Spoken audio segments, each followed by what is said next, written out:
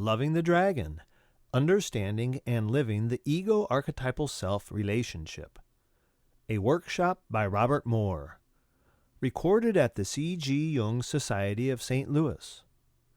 This lecture is copyrighted 2011 by Dr. Robert Moore. This recording is copyrighted 2011 by Is Publications. Through the experience of Jungian analysis and integrative spiritual practice, Dr. Moore leads us to a deeper understanding of the challenge of building a more optimal conscious relationship to the great self within. He examines the challenge of forming and developing a helpful conscious ego-self connection and assesses the state of conscious development and current practice of the individuation process. My name is Norma Gogelite, and I'm on the board. I am not a therapist, an analyst. So when I read Jungian books and hear speeches, very often the ground starts to shake underneath me.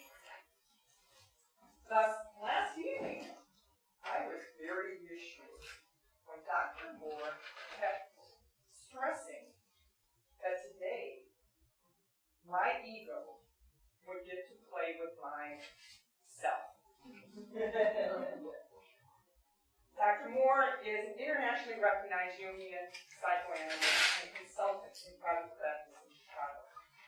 His primary area of research is Neo-Jungian structural psychoanalysis, and it is the result of 3 decades of research. Four now.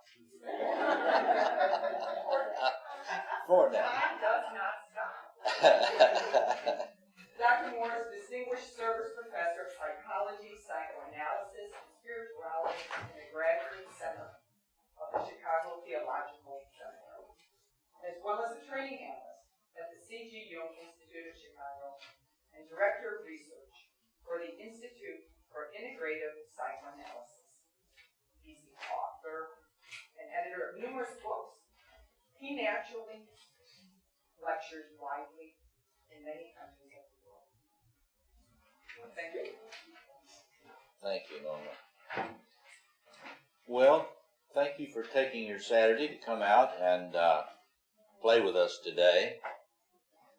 Last night I was putting everyone through their hoops. How many of you were there last night? Okay.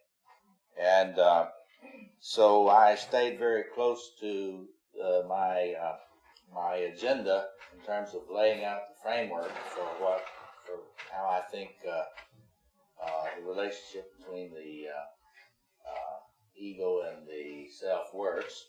Today we're going to be a much more relaxed format. I'm going to use this do show and tell for a while,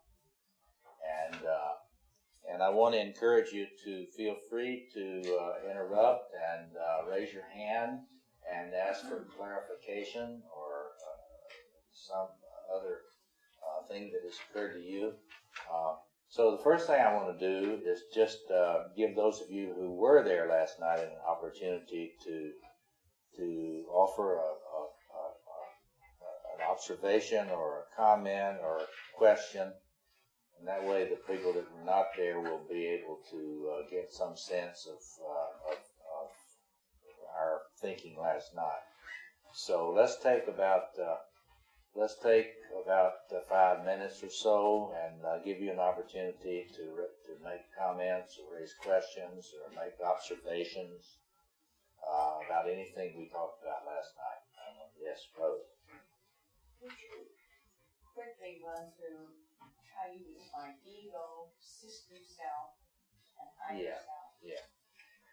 Last night I was talking about in my thought, contrary to the classical Jungian point of view,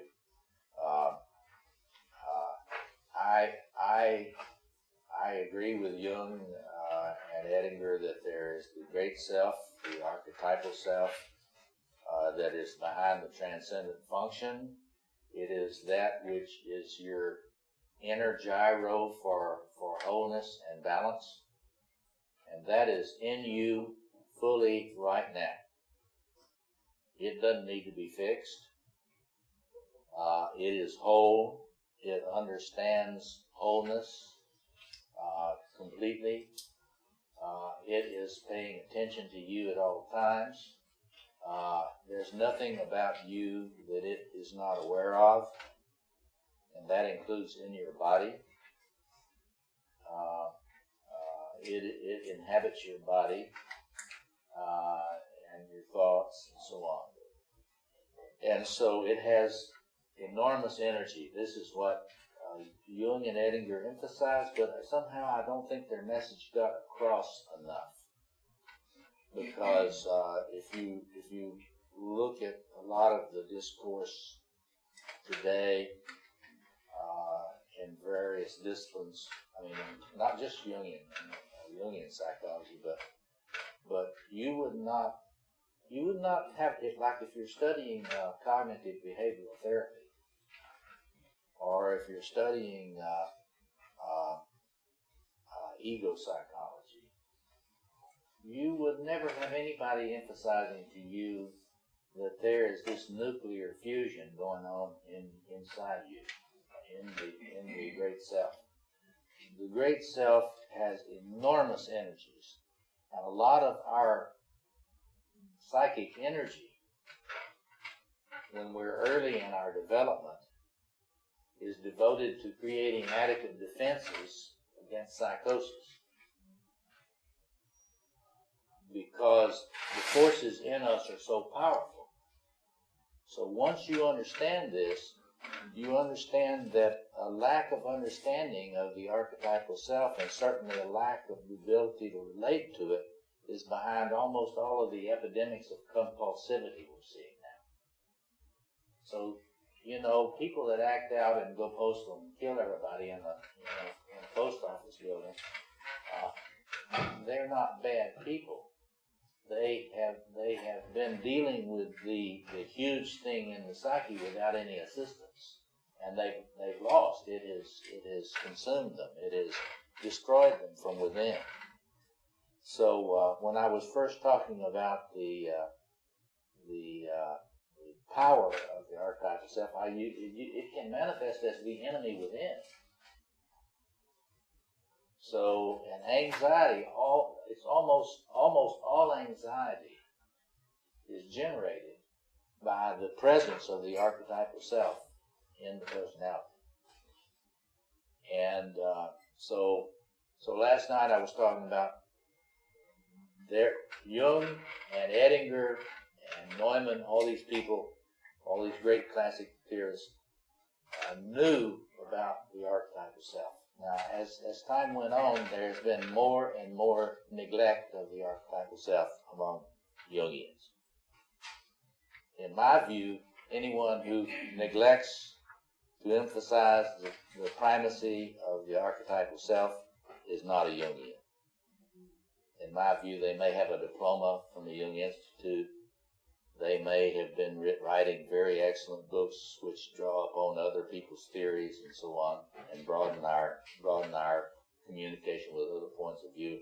But in my view, theoretically, it's not right to call them Jungian. Because to be a Jungian, you have to participate in Jung's Copernican revolution. And Jung's Copernican revolution was the fundamental thing that makes someone a Jungian is the understanding that there is this great center in the psyche of the capital C. We'll look at mythic representations of that in a minute. But and that the ego's struggle is to come to terms with that. The ego develops out of. I've got these diagrams, and I need to lead you through these as we go today, because when we start out, we are inside the archetypal self, and the ego does not really know it's not. This is childhood, early childhood. So one of the things we love about children is that they're so full of themselves. Well, that's one way to say it. You could also say they are within the archetypal self. So all that vibrant immediacy and spontaneity you see in a child, that's the archetypal self. that's not an ego. You're seeing the little person that is identified with the God within, and the burden of childhood is to deal with the fact that you are not it in that simple way. That you're not God in that way. The burden of the latter half of life is learning to know that you are God in some way, but it's a very subtle way. And knowing about your union with the archetypal self at the highest levels of individuation is not a anxious experience. It is a calm, deeply calm experience, and it does not make you grandiose. Rather, you are full of humility and the fruits of the Spirit. So all those fruits of the Spirit you've studied from various sources, that becomes present here in this. But this is the process, the trajectory. It is the rising sun, and then the second half of life. So the questions, this is a long answer to a short question. So the ego consciousness is just this developing awareness. So there's not any awareness here. There's beginning awareness when the child realizes that just because it wishes something, it doesn't happen. And mother doesn't always come when he wishes her to come. Because if he were God, he'd wish it and it would be. So gradually, you get the capacity to differentiate between your I, the ego consciousness, your I, and the self. And after, as we'll see later as we go, this is just an overview of what we'll deal with today. When you get to this point, you've got fully differentiated. You are no longer driven in as dysfunctional a way by the powers of the archetypal self.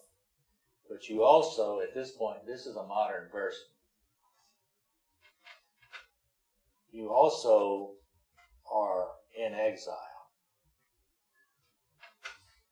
because you don't feel your oneness with it. You feel you got to do everything out of your ego. This is the high performance person.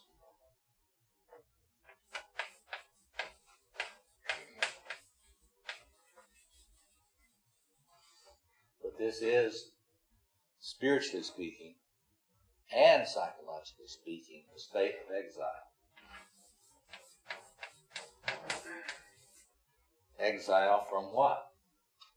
Well, from a sense of peace, from a sense of abundance, from a sense that you can relax and be in the flow. You're not in flow when you're here. And you may be getting ready to enter flow, and this is probably the little cusp of when consistent flow, more consistent flow begins to happen in your life. But so this is, so far, this is classical Jungian psychology. Last night I did not talk about Neumann much, but see, in Neumann's Origins and History of Consciousness, he covers the ground that Edinger covers, but then he brings you back into union. So in the Origins and History of Consciousness, you spend the first half of life differentiating,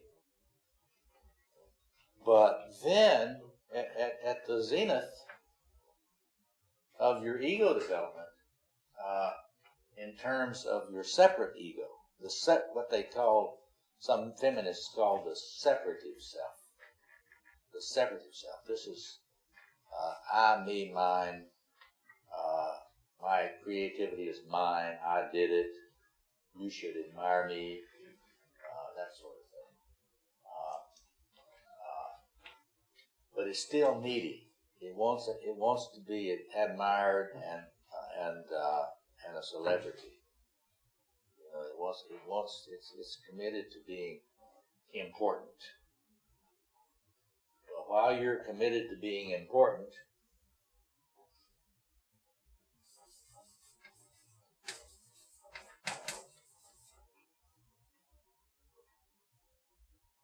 and of course you are important. So that's not a total lie. You are important. But that's not the fully matured way of being important. I mean, you're important when you're in here. Why I say that? Because you're in it. You're not exiled from it yet. You're in it. There's never a time when you're.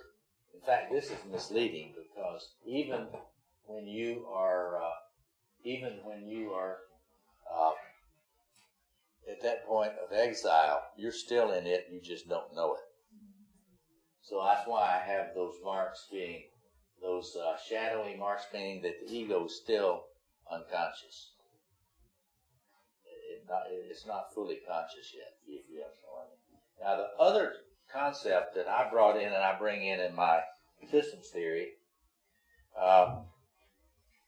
I was very privileged. My wife, Margaret Shanahan, is a Jungian analyst, and during her early studies, she did extensive work in the psychoanalytic self-psychology tradition. And she studied extensively with Heinz Kohut's right-hand partner, Ernest Wolff. And so she did a lot of supervision with Ernest Wolff, and Ernest Wolff's book, Treating the Self, is an excellent book. But in that Kohut tradition, they put a lot of emphasis on the nuclear self, with a little less self, which is not the same as the ego, but it's certainly not the same as the archetypal self.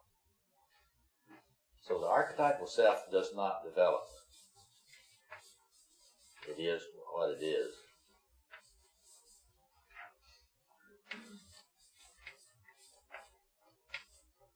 Now, Jung thought it developed. Yeah. Are you using archetypal self? Dragon and the great it and the great self, those are all different terms. One of the things, language always obscures. And I have begun to take a note from the work of George Grodek, who was the man that Freud took the concept of the it from.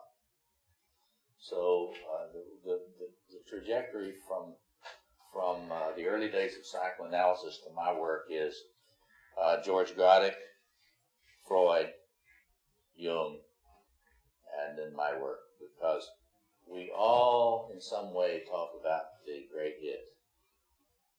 In Freud, he calls it the id, because that in German is just it.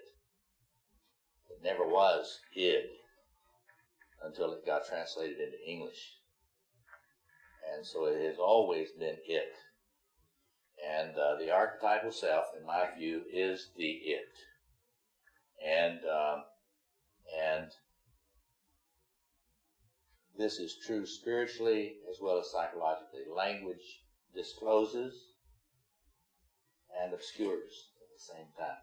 So when you say God, there may be a certain truth that you're disclosing, but by the fact that you think you can get it into that little word, it is obscuring.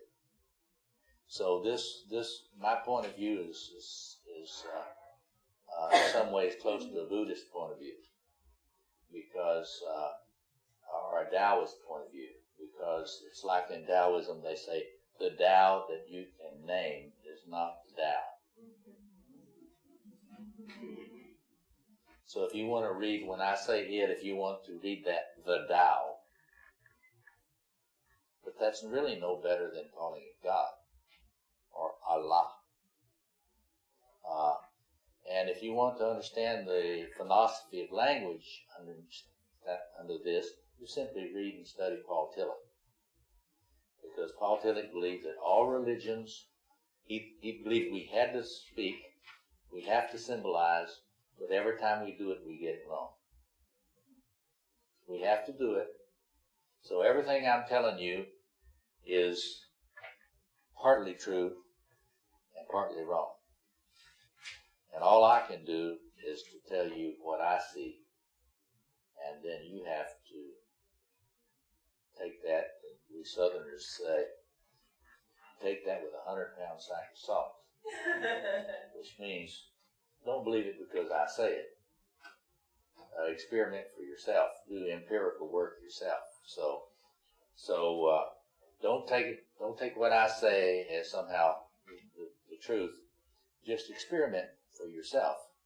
And so if you do some of the things that, if you practice dream interpretation and active imagination, you will learn about what I'm talking about. Maybe you can teach me something. Because all I know about all this is what I have learned from my analysis. Yes, back here. When you said the archetypal self doesn't change, wasn't Jung saying the God image changes, God does not? That's where I get confused. Well, I think that the God image always changes. Right? Right. Because culture changes. Everything comes through culture. Right? And but now Jung actually thought that God changes. Or that it changes.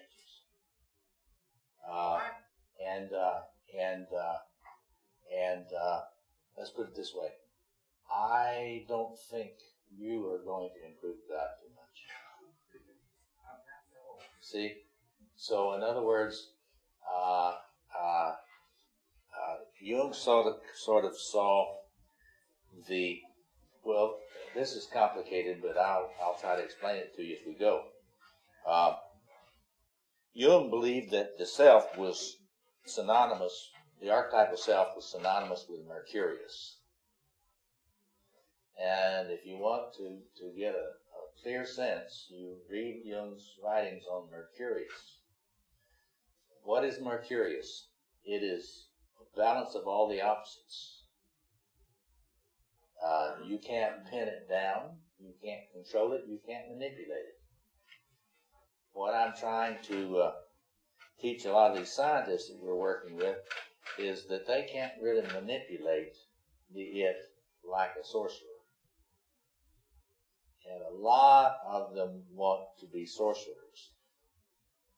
And you know what happens today. You know, you make scientific discoveries and then you patent them. And then you charge exorbitant amounts of money for drugs that people need to stay alive. I don't know how that works. I won't get into that harangue like Robert Bly. I will not harangue about that now for a while. I got too much to do. But the third thing that I have added, because of the influence of psychoanalytic self-psychology and Kohut, is the idea of the little s self, which I call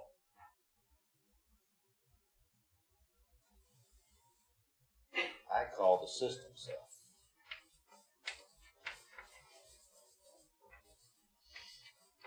That's the little s. What we know because of systems theory is, and the work of Kohut and Ernest Wolff and others, is that when you're born, you don't have a nucleus. You do not have a functioning nuclear self. And you have an archetypal self, or it has you. The archetypal self has you. But you have not, here's the word, structuralized internally. This is all about a process of sophisticated, increasingly beautiful system integration. And it's not as obscure and foggy as some folks want it to be. Actually, there will become a day when we will understand the engineering and the neuropsychology of high states. In fact, we are studying advanced states of human consciousness and paranormal capacities now.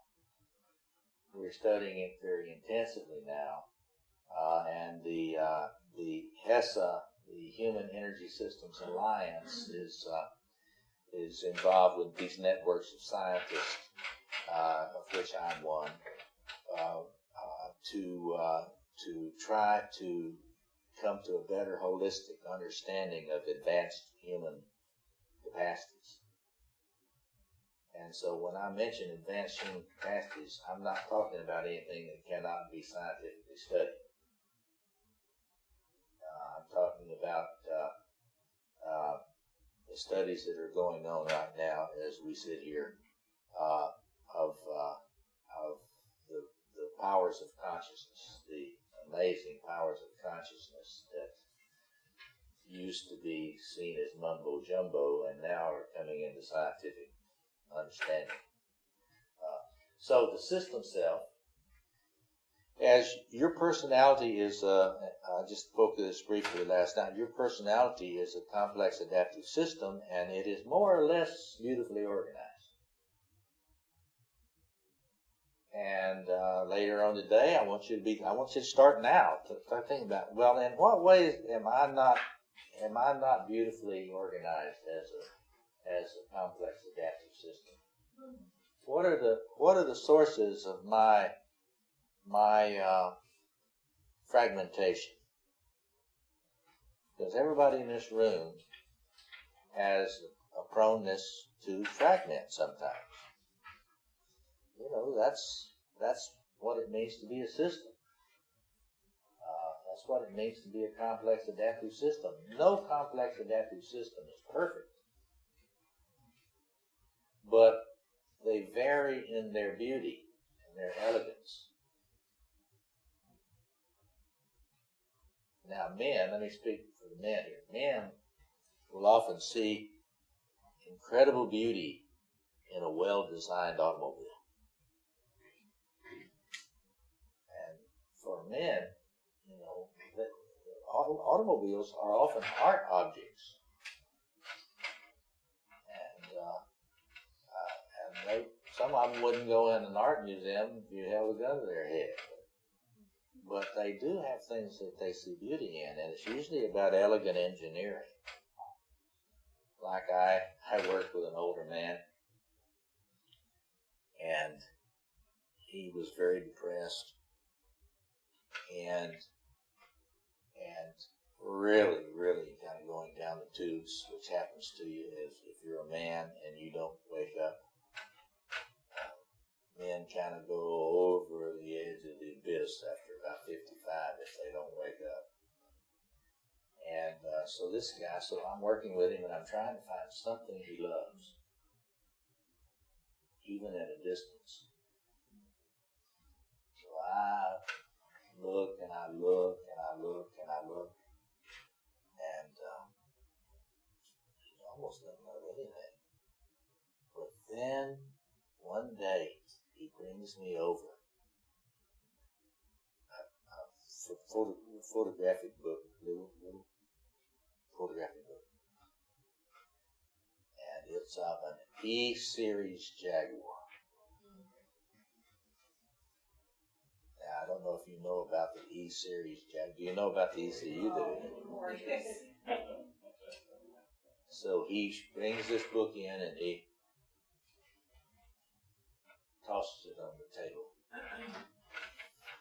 A little crotchety. So I pick this book up and I start looking through these E-Series Jaguars. Well, they're very aerodynamic. They are an amazing design, and I didn't know anything about E-Jaguars.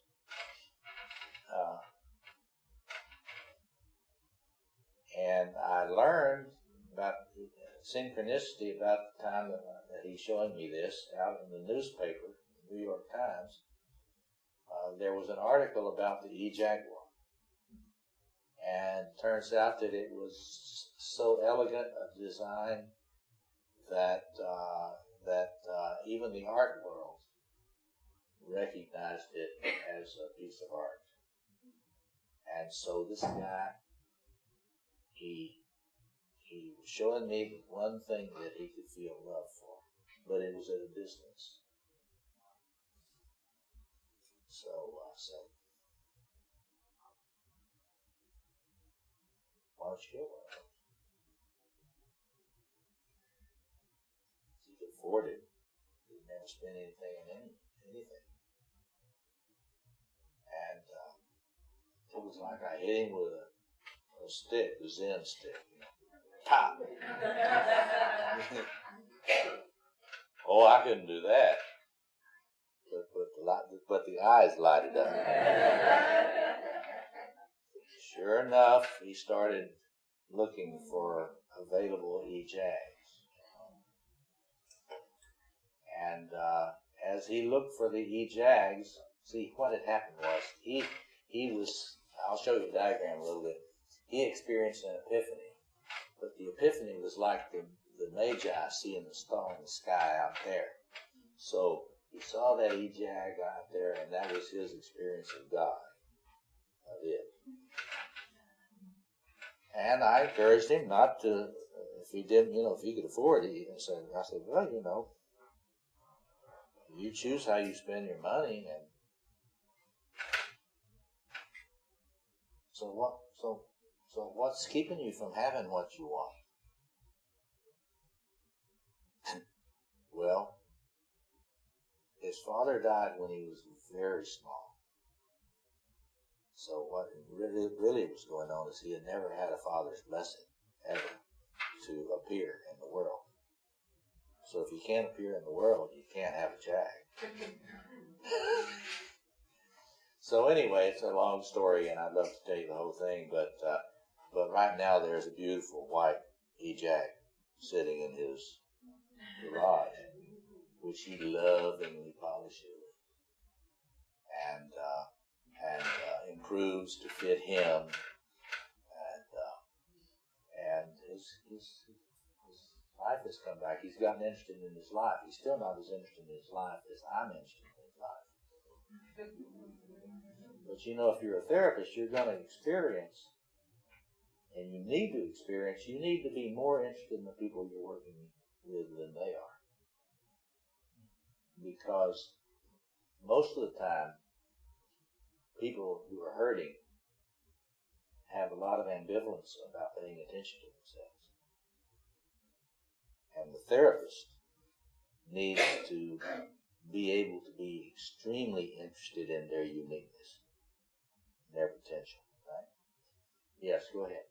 Can you get the Father's blessing from the archetypal self if you can't hear? Yes, I thank you for that wonderful question.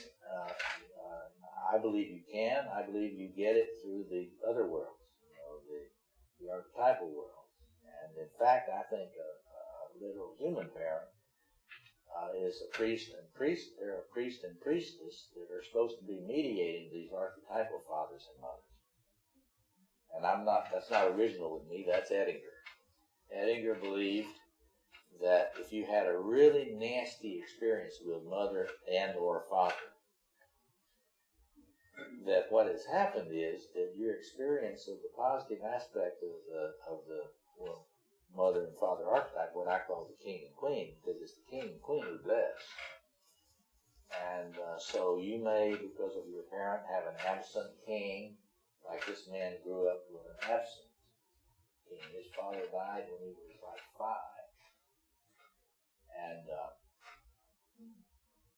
And in the transference, I am his father. And it's kind of funny, he's a lot older than me. But I'm happy to stand in until he can bring in the blessing from the archetypal father. So anyway, so this system self, it has to be constructed. The ego can develop, but in my view, it will only develop as much as the system self allows.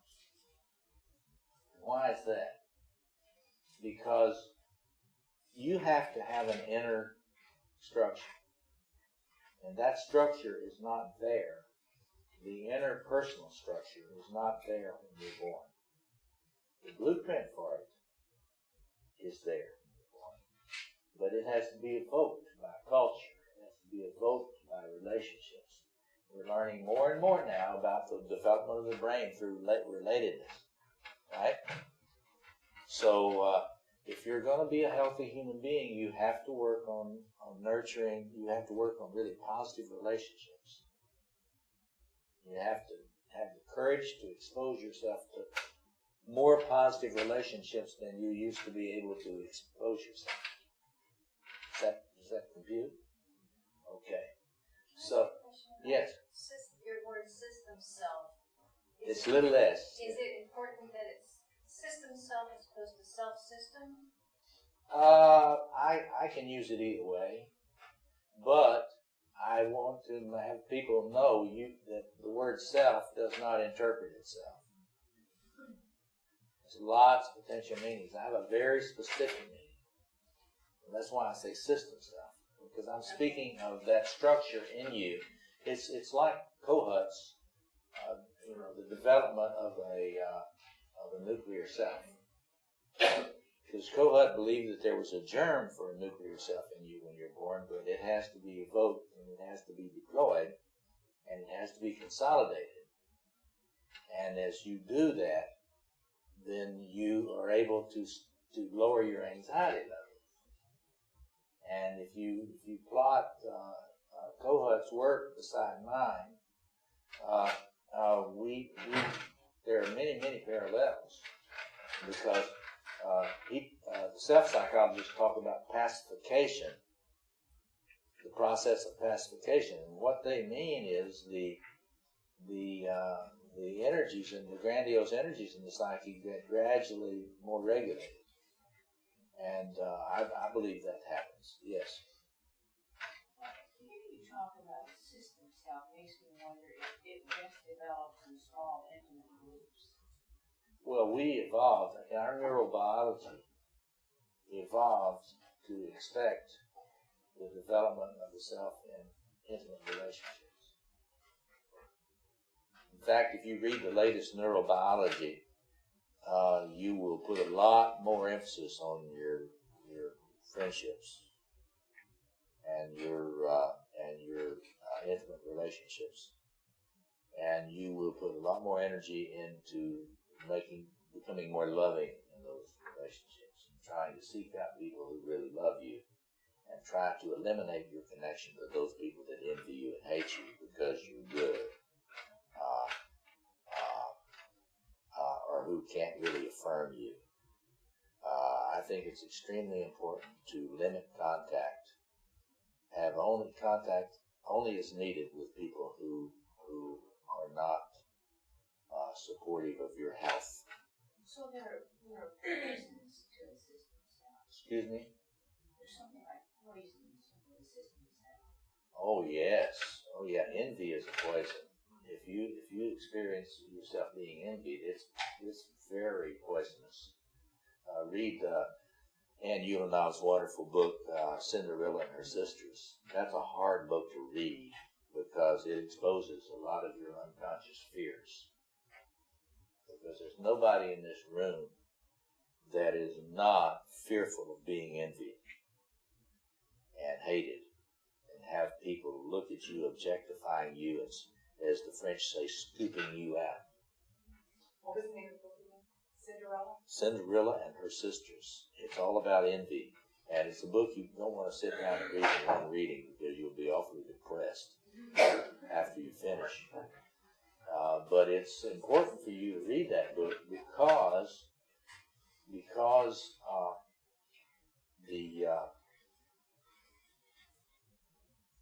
there's a lot of toxicity that comes at you, not about what's bad about you, but about what's good about you.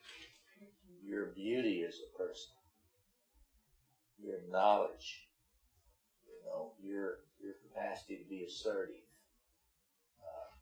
your capacity to relate. Empty people will hate you for all of that. And this is why you have to develop your warrior. You have to get the capacity to put on your body armor. St. Paul said, put on the full armor of God. Well, there's a lot of things you need to not make yourself vulnerable to. This is what I don't like about the New Age. I mean, I've learned much, and much of the New Age kind of ethos, I appreciate things that the New Age has done, but they are too Pollyannish. There's a lot of horrible, evil, toxic influences on you, yes. Can you say something about conflict the individual gets into when the family itself is poisonous? Yeah. Did you hear the question?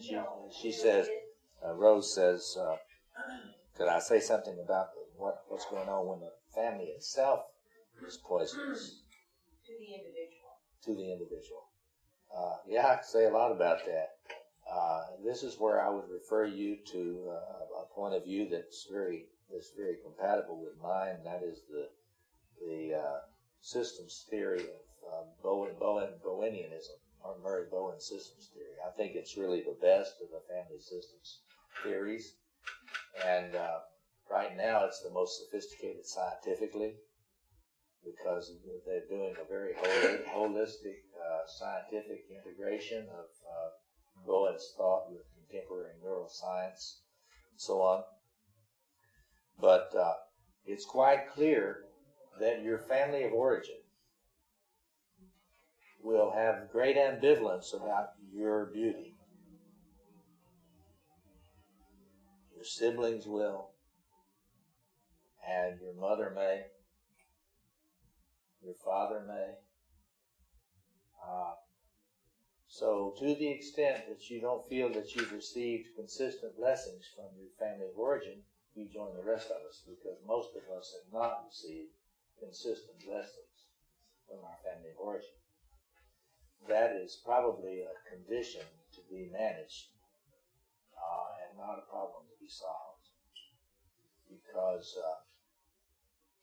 family systems work on the principle of scarcity. I need to get a drink of water.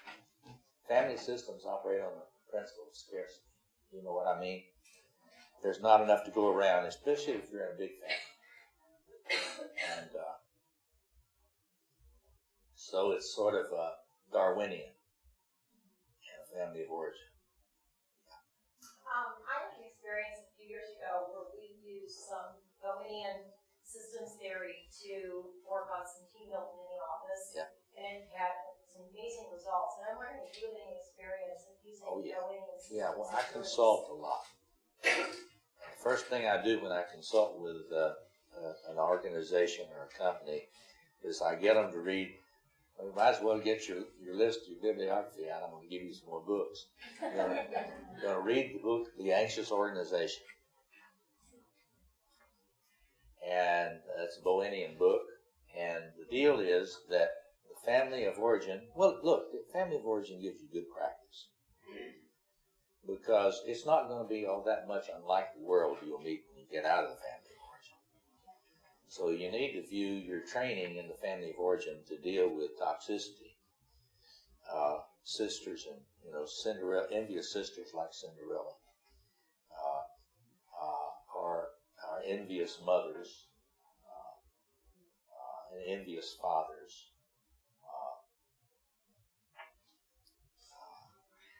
I've seen them all in my practice. And this is why, persona development is important. Because you've got to develop your family persona to protect yourself. You've got to learn that you can't share everything with your family members. And that's that whole thing about learning how to keep secrets, keep privacy. But in Bowen, if I had time, I'll show you a diagram I have where I plot Bowen and self-psychology together. But what we call a true self, or a individuating self, Bowen theory talks about as a differentiating self. And that's the same idea, just different words. And so you got to get to the point where you can differentiate. See, the family carries a lot of energies of the self, but unconsciously. Carries it unconsciously. So in therapy and in your own personal work, you've got to toughen up, because you've got to deal with a lot of toxicity. You've got to have boundaries. That's that warrior system development. You've got to have the capacity. You've got to have the capacity to put up shielding over your heart, so that when people get out of control emotionally, which is a lot of the time that happens, you don't welcome the lance right into your heart. Huh? Secret of marriage. Secret of marriage. If you want to stay married, you start to understand your spouse is they're themselves sometimes, and they're not themselves sometimes. And if you want a really good book to read about that, read John Lee's book, Growing Yourself Back Up. Because John Lee says that we all become 3-year-olds periodically. And when we regress, we are not our adult self. And when we get enraged, I guarantee you, you're not your adult self. And you will say things to your spouse that are extremely hurtful. And your spouse needs to be wise. And they need to be able to say, he's really angry and hurt now for some reason. And he's regressed. And I'm not going to take everything he or she says right now literally. I'm going to take it as an indication that they're very upset, very disturbed, and very hurt, and very anxious, and very frightened. Because when you rage, you're frightened. That's a rule. So, yes. They've done a lot of research now to prove that the body knows before the mind knows. Always. Always knows. And you've not really referred to that. How would you develop that body awareness that then transfers into the thinking versus trying to get it all thought when that delays if you can just pick up the body signal? Well, it's very important. I want to emphasize that I think that the archetypal self is completely in the body and conscious. And so there's no distinction in what I'm presenting from psychosomatic medicine. And that's one of the places that I appreciate George Radek so much. Because he was one of the first people that was into holistic medicine. And the use of massage. And he did body therapy back in 1900. He had a treatment center where they used a lot of massage. And he believed that you, and I agree with this, you really need to find some massage therapists or bodywork therapists that really, really are gifted. And the only way you can find that out is by experimenting and by reports of others. But I'm emphasizing that more and more as I go, because I'm learning. See, I work at the graduate school with the Institute for Spirituality and Wellness, and we're working on a holistic integrative theory, and it's quite clear that what you say is right. The body knows, and all of our psycho-neuroimmunological systems are always on. So we got to get past dualisms between the body and the mind and the soul and the ego, because we are one being. I would just say that the archetypal self, the great it, infuses it all. And it's conscious. And it's always conscious. but we are not. Right? Right. No, that's really literally true. We are not. But the good news is you can get a lot more conscious and get more conscious fast. I was teasing somebody. I'm going to recommend this book, those of you, especially those of you 40 and over, a few of us here, Younger Next Year. Younger Next Year. And in that book, it's full of knowledge about what the body thinks and what you have to do to make it feel good, make it feel like it wants to stay alive. And I can't quote his name, but it's the only book by that name on Amazon. Yeah. Kind of related to that, a comment back on what you were saying before, it's important to get people around us that support us. Seems like it's also really important to have people around us that we really love. And things around us that our body can really love. That your body can really love, that's right. No, the research is showing very, very without any question that you need to love to stay healthy. And you also need your pack. That's the wonderful thing about this outfit that you are all a part of. You form a kind of a pack.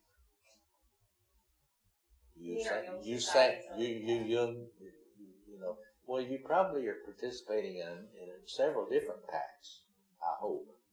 Because as you get older, you need to really concentrate, and you got to banish the word retirement from your language, and just deploy your energies differently as you get older. And I would say more effectively.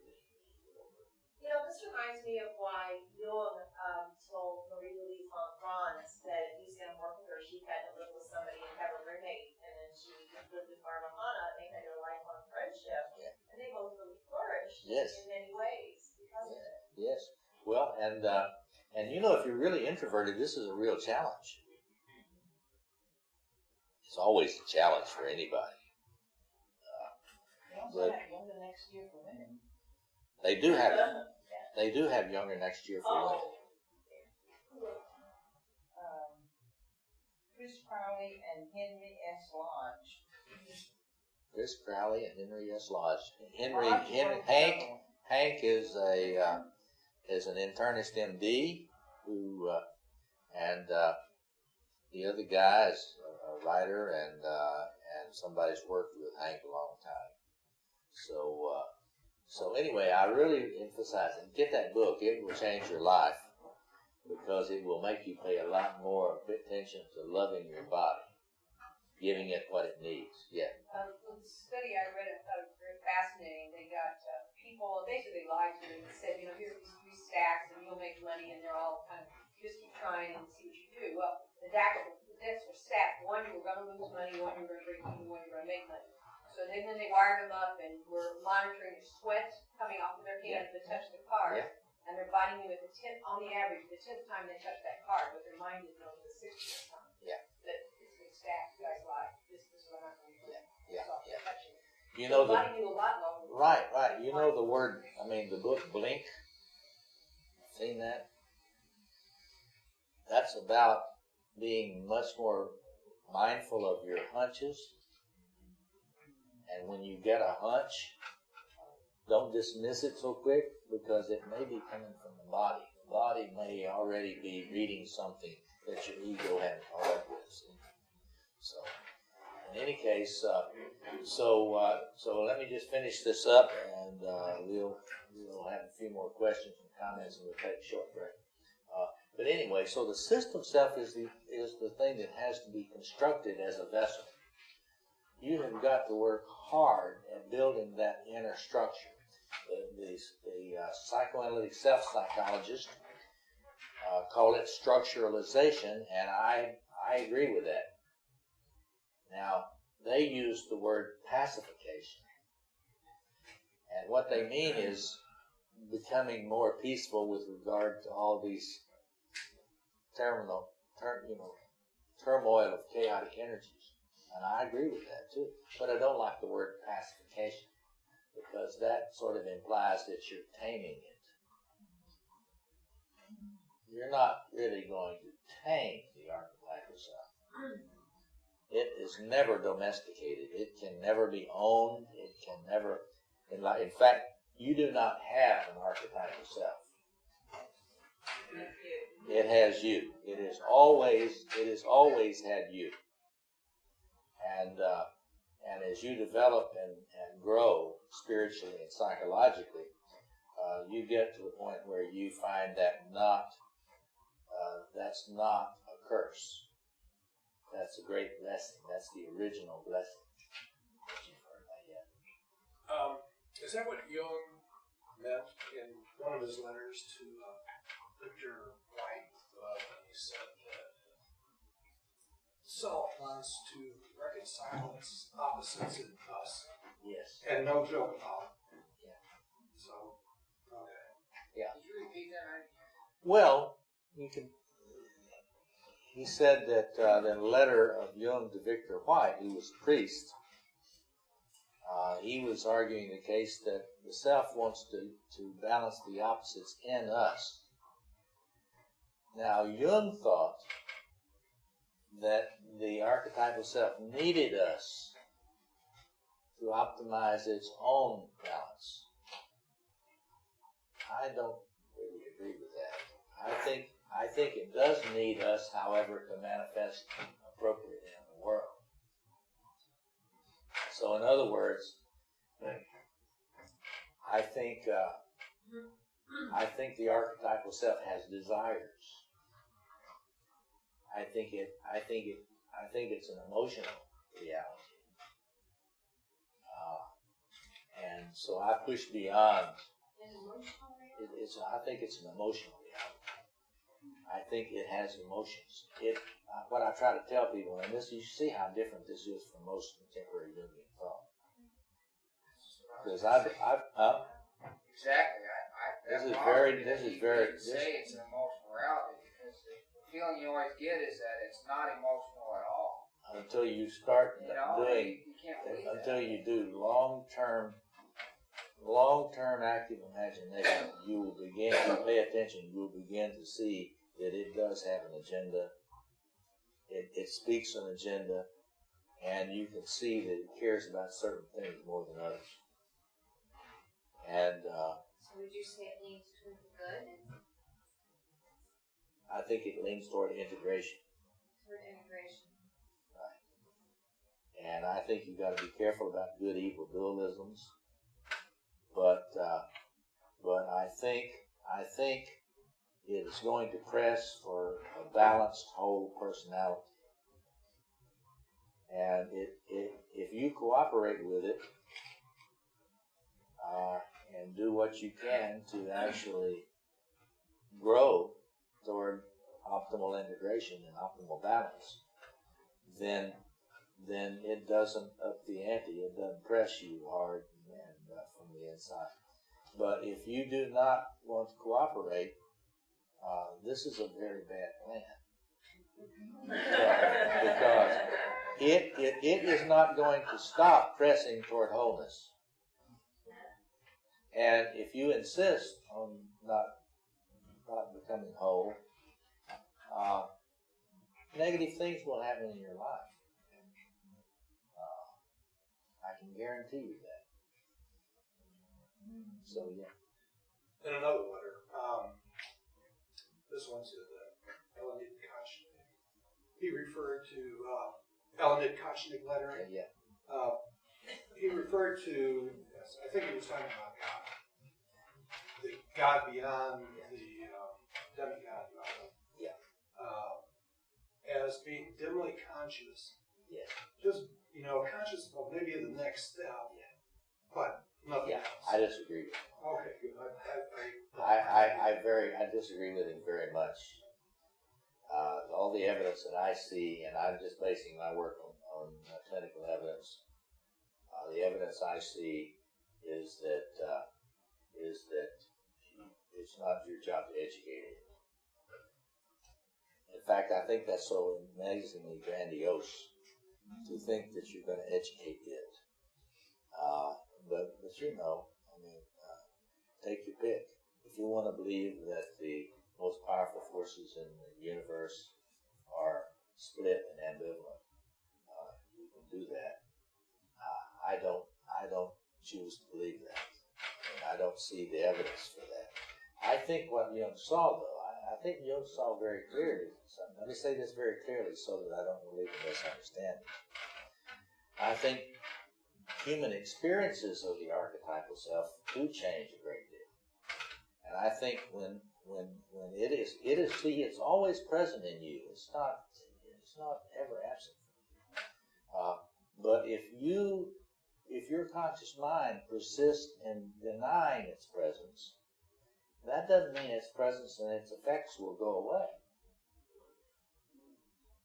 So in other words, we don't have to say that it has an evil side to say that we don't have to say that it's half evil. We don't have to say that in order to say that human beings experience it as negative, because they do. As long as you're not creating, Jung did say this, so pay attention to this. Jung said, the archetypal self turns the face to you, then you turn to it. Well, let's just think, what could that mean? Well, if you are welcoming and wanting to be open to a partnership, then it doesn't have to manifest in negative ways to get your attention.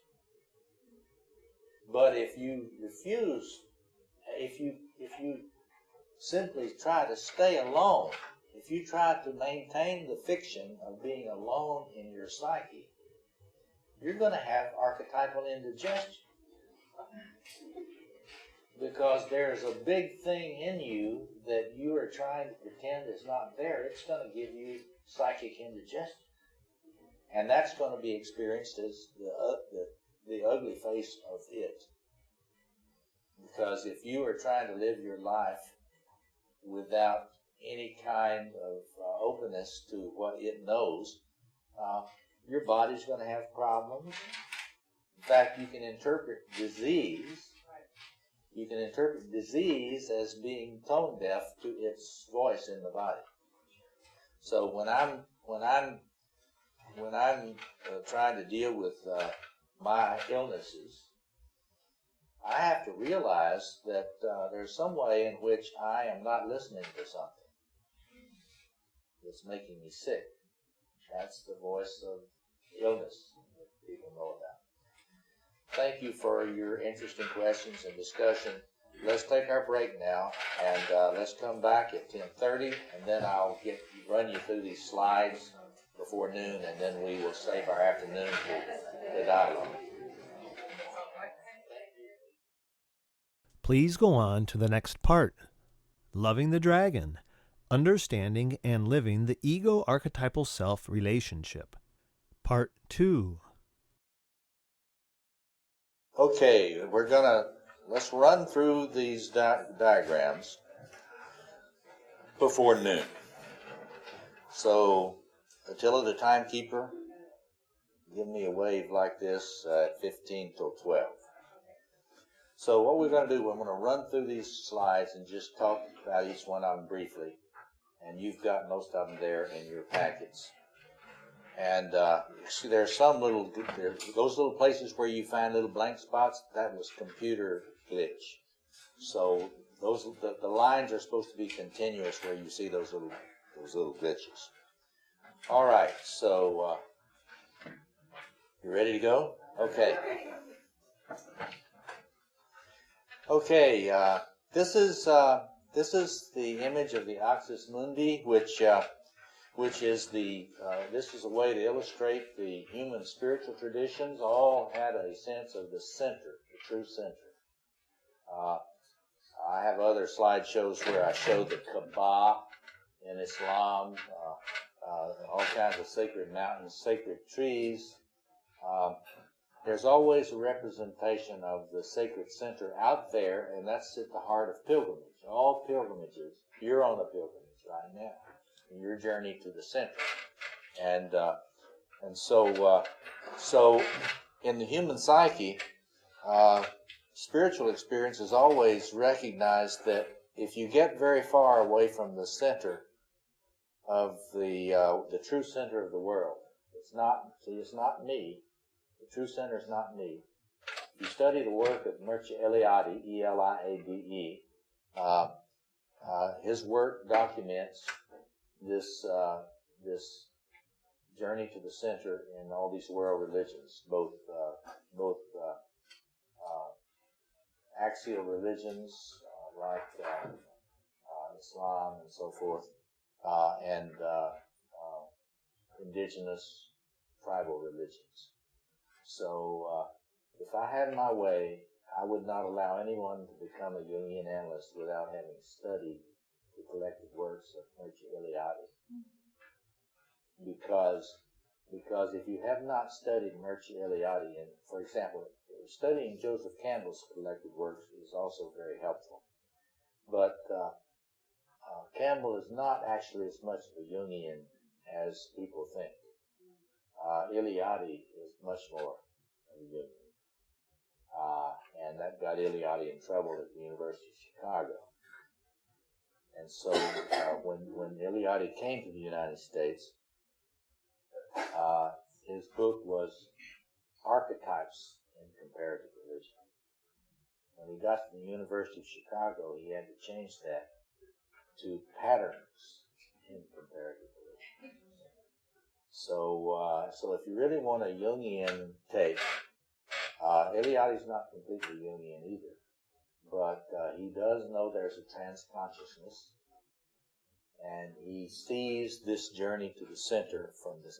You can come at the center from any direction, but the further you get away from the center, it gets cold and chaotic out here, or it gets hot and chaotic. There's cold chaos and hot chaos. If you're a drug addict, you're probably in hot chaos. Or if you're a rageaholic, you're in hot chaos. If you're chronically very depressed, you're in cold chaos. But this is before the center fell into the psyche. Jung believed, I don't have time to go into all the historical developments that led to the fall of the sacred canopy of the mythic world, but elsewhere I do. But in short, the history of religion is the history of the quest for the center, the true center, with a capital T, capital C. Next slide. Yeah, okay. You said the cold chaos and the hot chaos. Yeah. I mean people that simply flip cold, hot, hot, cold. That's right. And they don't necessarily stay in one. That's right. That's right. And it's very popular right now as a way to be ill. Yes. In other words, you hear people throwing the word of bipolar around tremendous amount. I encourage you to take that with a 100-pound sack of salt, because it is more of what you're talking about. People do cycle between cold and hot. This is a regulation phenomenon. The personalities have not been aided sufficiently in internal structuralization, and medication can help reduce the size of the swings, but it does not cure the condition. And the drug companies are pressing very hard now, for example, to eliminate psychotherapy with depressed people as a legitimate treatment. Yeah, but I mean that's going all over. Oh, I know it is. It is. I know it. And because it's not, quote, cost efficient. Well, but all the outcome studies show that psychotherapy along with the medication, you're going to see the best effects. All the research supports that. But the money is in just medication. So now don't get me wrong, I'm not against medicating people when they really need it, because I've seen the arrest of decline come through medication, and I use it often with people that are that are on a terminal trajectory. And but that's getting me medicated, is just getting the rest of the regression. And then they need help, and we got to do better at helping them. Let's go to the next slide. So this is the sacred mountain image. I mean, this is the ascent to the center. This is what's going on in an individuation process. And I could show you all these slides of sacred mountains around the world. You know the Mount Fuji, you know Mount Shasta, you know Mount Horeb, you know Mount Sinai, and where they did not have actual mountains. Next slide. Oh, we don't have the Mayan pyramid in there. I have an image of a Mayan pyramid and Egyptian pyramids. But where they didn't have mountains, they built them. So pyramids are human-built mountains, sacred mountains. And this is an image from Jung's collected works. I told you about last night about Jung's fascination with the crystalline structure of the archetypal self. The archetypal self had this shape, and you can see in his collected works, you can see his series of pictures in which he's trying to think about what the faces. The issue is, what are the faces? What are the facets of the diamond, of the octahedron? Next image.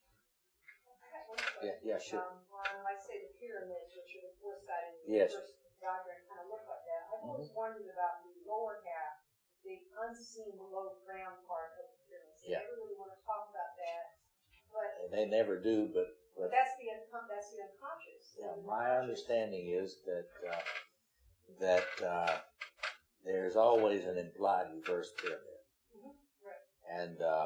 And in my work, we'll see what I do with it in my work. And then go ahead, next one. This is what I was telling you about last night, the structural representation of Toni Wolff. This is she has the mother and the Hetara as opposites, and she has the Amazon and the medial woman as opposites. Now, there's method in her madness here, and what she's trying to show is that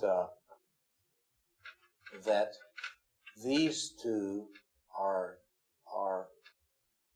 in a dialectic with each other. They are impersonal. They are impersonal.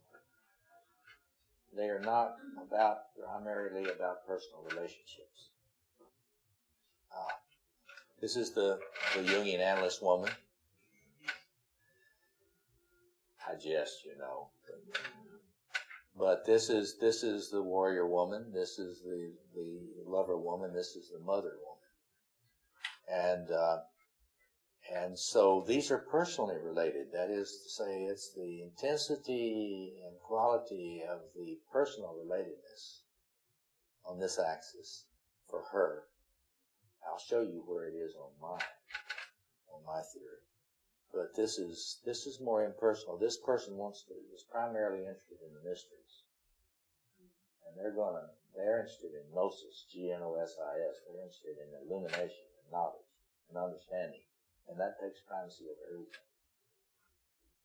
This woman is interested in the mission. She doesn't want her breast getting in the way. And she doesn't let nurturing hamper her mission, her own role. So let's go to the next slide. Here's another one where they've put the different representations. Demeter, the goddess Demeter, Aphrodite, Pythia, and Hippolytus. So anyway, that's just one of the other images about Toni Wolff. Next. Was this based on Wolff's work? Oh yeah, that is Wolff's work. This is Wolff's work. She's calling it different things. She calls it different things. Who's Madame Blavatsky. Madame Blavatsky was a very, very influential and prominent theosophist. And you should look into that. If you ever want to know anything about a religious group, get my friend Gordon Melton's work, his Encyclopedia of American Religions, and then together we developed a world encyclopedia, four huge volumes, through the Institute for World Spirituality, which I worked with for many years. But anyway, if you look at Gordon Melton's work, you can find out the details on any religious tradition. Carefully. Gordon, J is his first initial, Gordon Melton, M-E-L-T-O-N. I'm indebted to him for M-E-L-T-O-N. If you look in any library, any sophisticated library, they'll have his encyclopedias of religion. The World Encyclopedia is dedicated to me and the Institute for World Spirituality because we raised the money for it to be done. And so anyway, we did that so that different religious groups could communicate with each other without bad information. And but in any case, so this is Tony Wolf's work, and I am serious when I say she discovered these things before I did. I didn't realize that because I didn't know her work very well when I was younger. Next slide. Now this is Whitmont's attempt to do the masculine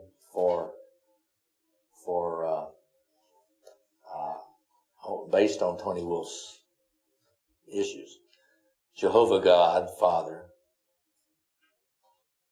Eros, he calls it the Son. I would think that he needed a little more analysis with him. Because this is the male lover, and it's not a son. Although the son does love his father.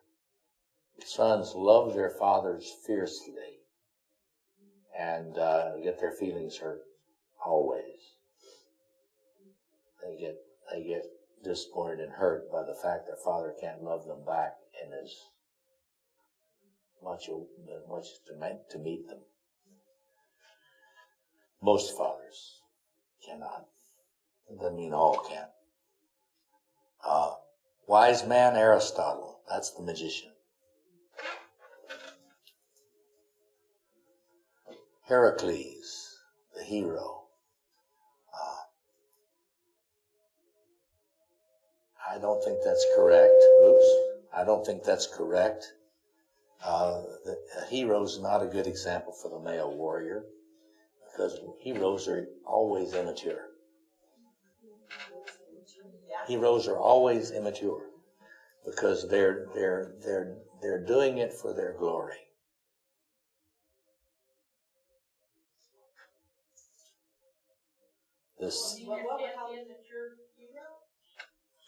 You can't be a mature hero, in my view. So if you're mature, what would you be if you did this in action? You would be a really consolidated mature warrior. Those seals were not heroes; they were warriors. They were mature warriors. They didn't do that for glory.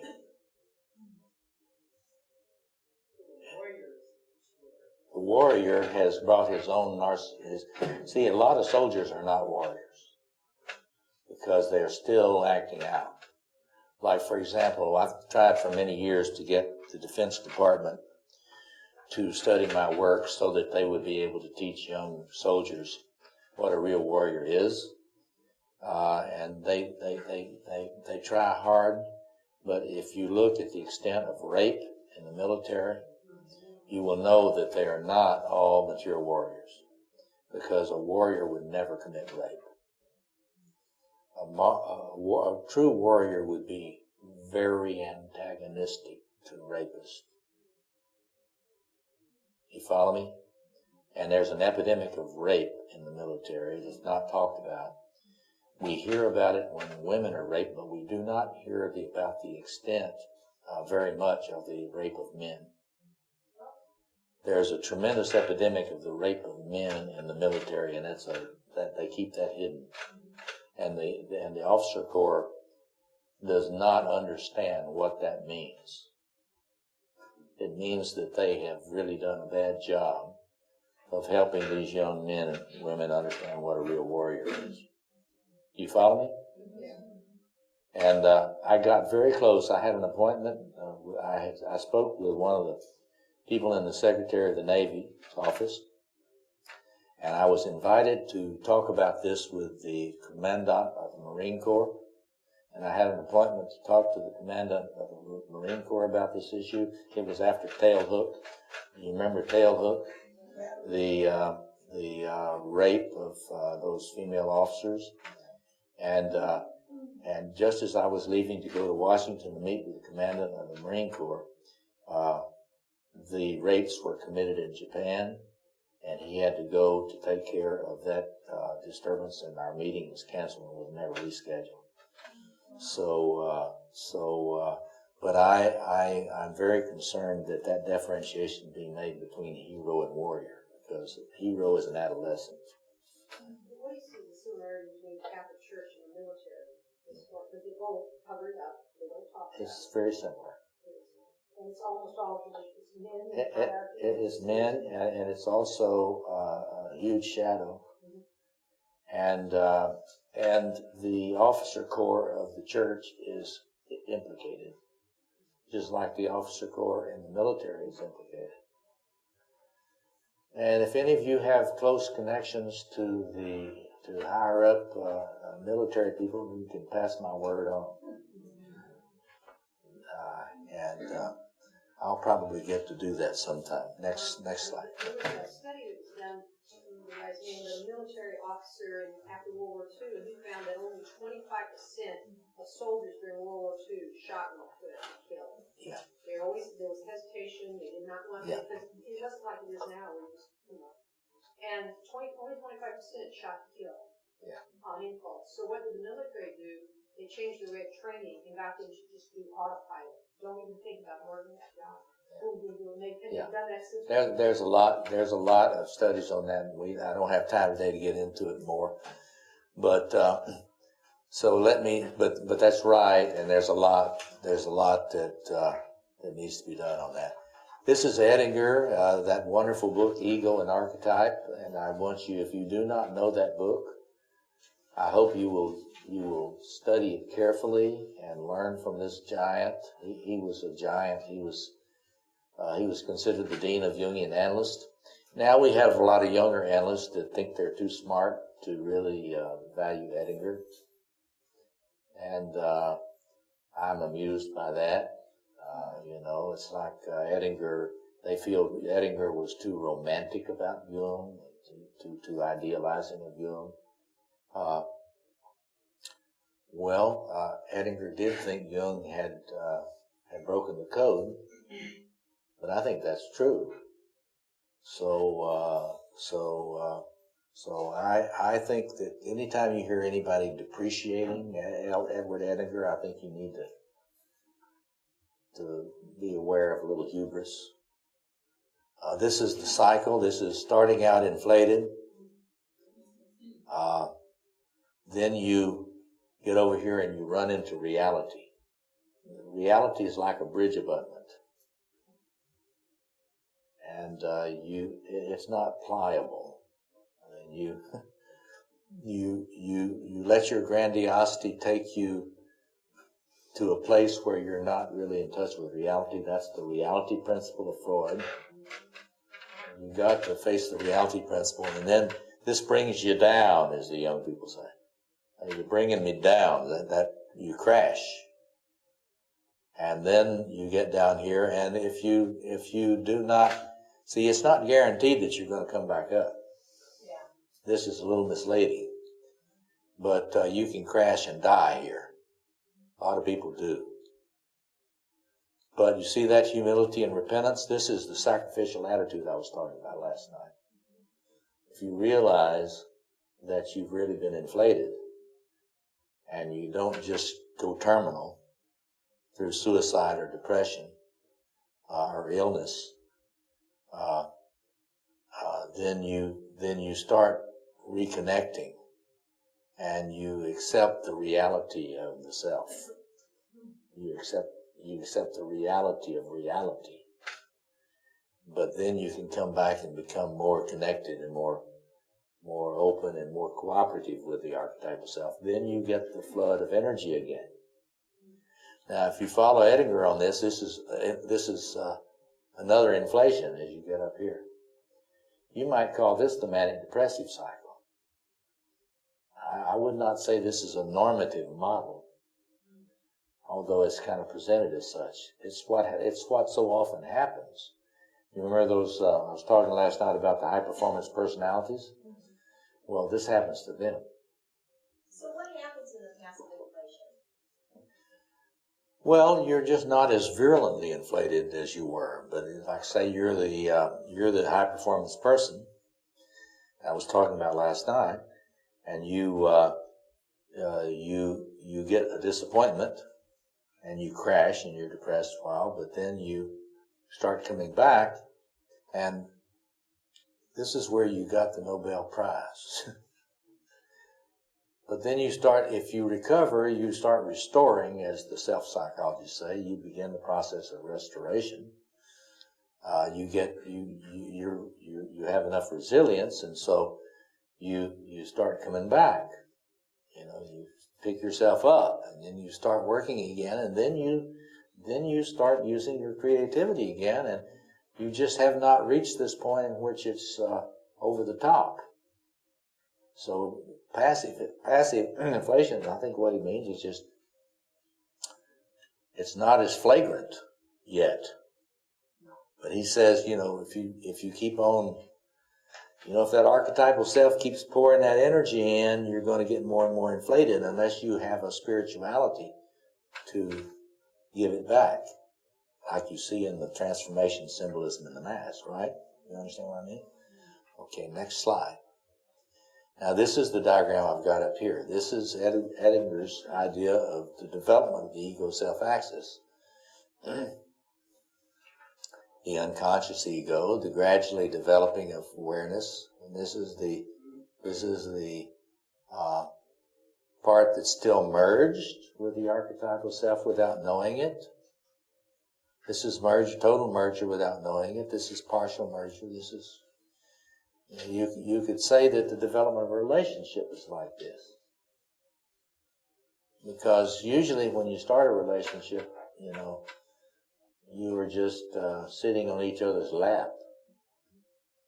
Now, in your diagram, on the board there, the ego is still shadowy in stage 4, but on this one, it's not. Yes, I've changed that because I think in stage 4, the ego is still quite shadowy because it doesn't realize the presence of the it in them. It doesn't realize that this is really in here. You follow me? So this is why I've done these other diagrams. These are the diagrams I've created for this weekend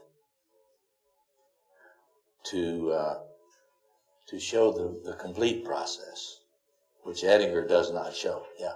You specified number 4 early on as the modern man. Are you trying to? Yeah, modern man. Between primitive man? Yes. Modern man. Yeah, it's very important for us who are trying to understand all this stuff to know the dynamics of modernity. What is modernity? It's started in the Reformation, and the Renaissance was not really modern, but the Reformation, the depreciation of symbols, and the Protestants are very, very, very not positive about symbols. Now there are Protestants today that I have been able to influence, and I'm trying to get Protestants more interested in the Episcopalians are the only people that are, and they're not really Protestant in a certain way. They're Catholic. They call themselves Anglo-Catholics. So I'm getting okay. Now I mentioned Eric Neumann last time. Yes. For your diagram, where does the system self fit into that category? You can't fit it in that, and it doesn't fit in here either. Okay. Because I'm still dealing with what if we were to take Edinger and revise it in a classical way, that's just ego and self, ego and archetypal self. This is the way it would go. The system self. I mean, if I were to diagram the system self. I have a hard time having an image. Yeah. Okay. Let me try to do that. This psyche here has developed the beginnings of a vessel. There's the beginning of a vessel here, but it's not used. It's not really used. The modern psyche has an ego consciousness that's developed, and the modern ego has managed to really repress the sacred. It's very, very capable and intent on repressing the sacred. This is what explains the lack of popularity of Jung in universities. Because universities function at least modern and postmodern, which I don't think what people in universities call postmodern is postmodern. I think it's hypermodern. But anyway, the modernist, if you want to understand this, the development of modernity, you want to study the work of Peter Homans and Peter Berger. Peter Homans and Peter Berger, the sociologist of knowledge.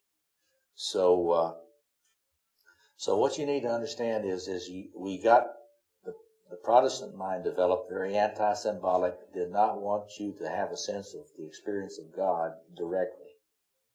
They wanted the experience of God to come through the scriptures only. Sola scriptura, right? That's the Protestant dictum. Sola scriptura. And the primary sacrament in Protestantism is the speaking of the word from the scriptura. So you interpret the Bible. You do not have direct, it's very fascinating. Protestants wanted to emphasize that you didn't need a priest to connect you to the divine. But what Protestants did was to flatten out the experience of the divine, the personal experience of the divine. Catholics, on the other hand, have tended to make a franchise out of the sacred.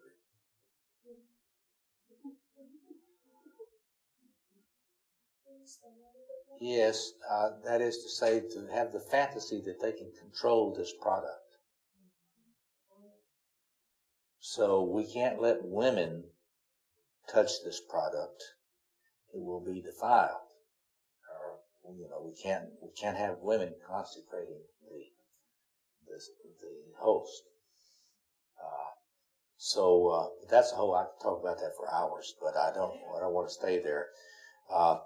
The point being that this point right here is a modern psyche, because you've gotten the capacity to really repress the eruptions of the sacred, because all sacred experience in modernity is considered superstition. So if you are really into the experience of the sacred, there's a sense in which you're not a modern person. And the question then is, are you pre-modern or are you truly postmodern? And I consider Jung one of the first truly postmodern men, truly postmodern. in the sense that what I believe a postmodern is, and the word should always be used like this, not like it's used in the universities, but postmodern ought to mean that you keep the good that was developed in modern culture, but you go back and you have a creative regression and you learn from your elders. So you go back for that ancient wisdom. That's what Jung did. Jung sought to keep his scientific mind, his scientific attitude, and to augment it with honoring the wisdom of the past. So Jungian psychology is really unique in that way because, except for certain people in alternative healing, because there are people in alternative medicine who reach back into ancient medicine to try to bring that into partnership with contemporary allopathic medicine. Yes. So Protestantism and the kind of the insistence on literalism. Yes. Is another way of just suppressing the sacred. It's a defense against God. Now, I love Protestants. I teach a lot of them. But I try to disabuse them of this business. You know. I have one friend on my faculty, Neo-Jungian, who I love. And he's a professor of spirituality and a librarian. And he is a Unitarian and a Catholic layperson. A Unitarian minister and a Catholic layperson. So he's kind of got it right. I mean, he holds together those opposites. You know. And yes, go ahead. Where do the ecstatic religions like Pentecostals and Sufism fit in? Oh. Well, they're living the life of the Spirit. And that's a religious form which is very acknowledging of the big it. And they want to let the big it come in and dwell in their bodies. And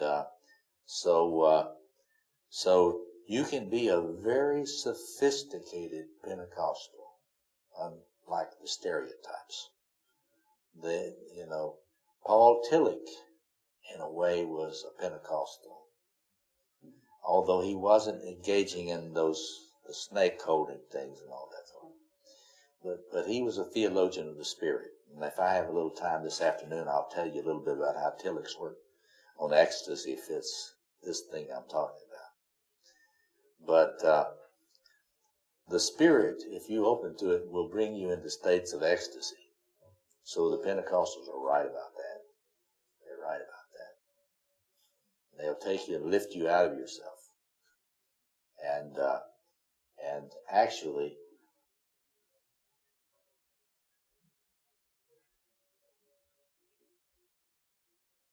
this ego is in ecstasy. And it's in ecstasy in a calm, not agitated way. It's extremely loving, extremely rich with energy. The fruits of the Spirit that you read about in the Scriptures, they are present here in this one. And there's reason to believe there are paranormal powers in this.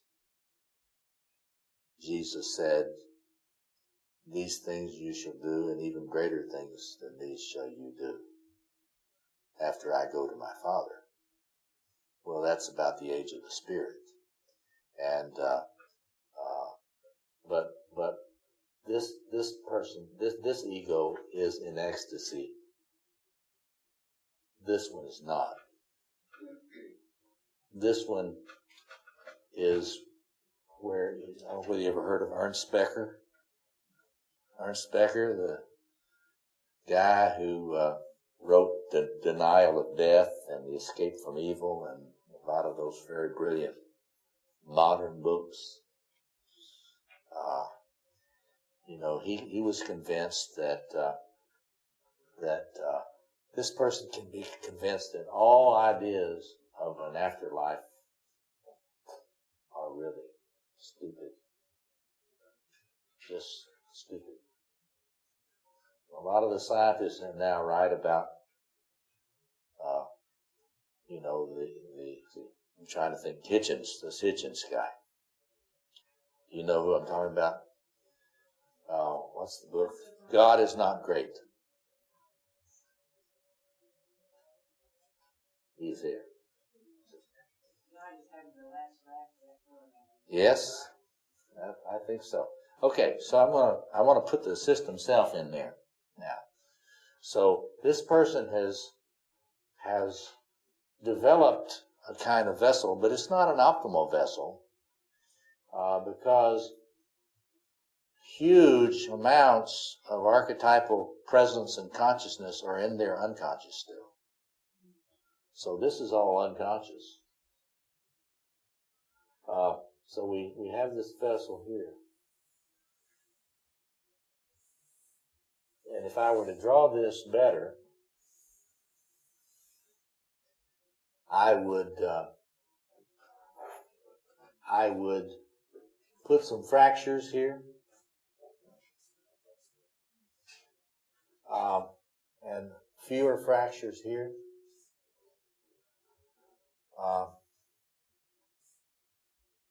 And this would be a dotted line, meaning a permeable boundary, a flow between the I and the it, a conscious flow between the I and the it.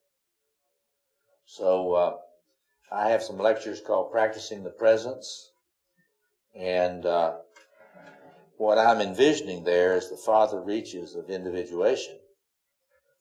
I lost my little pointer. Oh, there it is. What I'm envisioning there is the farther reaches of individuation. Practicing the presence, that is cultivating your consciousness so you never go to the place where you don't know it's present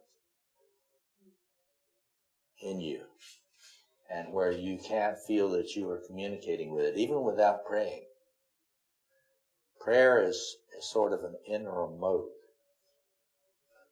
Meditation and prayer are sort of a steps along the way. But when this would be a representation of what would be legitimately called holy people, saints. Doesn't mean they're ascetic though. But it would be someone who doesn't have to speak or doesn't have to do ritual practices in order to dwell. This is giving you a little preview. I didn't mean to get into this too much, but I will. I wanted to do it this afternoon. This right here is dwelling.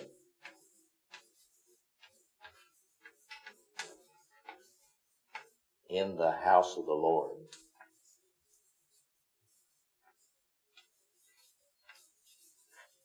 There are a number of symbols for this. This is like Heidegger's concept of dwelling is not too far from this. That is to say, when you are dwelling in it, you are not trying. This is what the Taoists talk about as wu wei, not doing. You are dwelling in the great other consciously. You don't have to meditate to do it. You don't have to pray in words to do it. You simply dwell in it and you love being in its presence. It's an ecstatic state. Now, is that an extraordinary state? Well, yes, it is statistically. That is to say, it takes a lot of right intention to get to that place. And you've really got to do your shadow work. And you've got to gradually love more of this and more of this. You've got to gradually increase the amount of love. So this right here is love. See, there's no darkness in that. This right here is love. This right here is love. So, It sounds more like the fourth stage here is more like the human doing, yes. By the time you get to 7, you're really a human being, which is more the feminine. Well, I know what you mean by that. That's the way Eric Neumann understands it. I don't agree with that. I think that's too sexist. I think you can be in this state and be fully masculine and fully feminine. I think it's the conjunctio. When Jung is talking about the mysterium conjunctionis, it's not about being more feminine. It's about being unity between the masculine and feminine. It's about the integration and the ecstasy of integrating the masculine and the feminine in you. So it's, at low levels, you might say it's bisexual. In unconscious language, it's hermaphroditic. If you look at the alchemical pictures, there is the hermaphrodite, which is not the conjunctio. But there are individuals, many individuals in our culture and throughout the history of culture, who are hermaphroditic, and they seek to include the masculine and the feminine in themselves unconsciously. When you look at that, you just need to know that what you're seeing is an unconscious representation of the highest state. And are you tracking with me now? I'm going at high altitude here. This is the mysterium.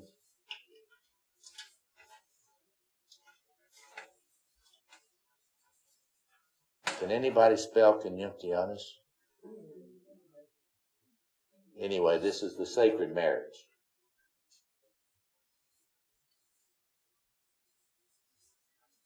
And that is the pinnacle of development. Iris Gamus in Jung.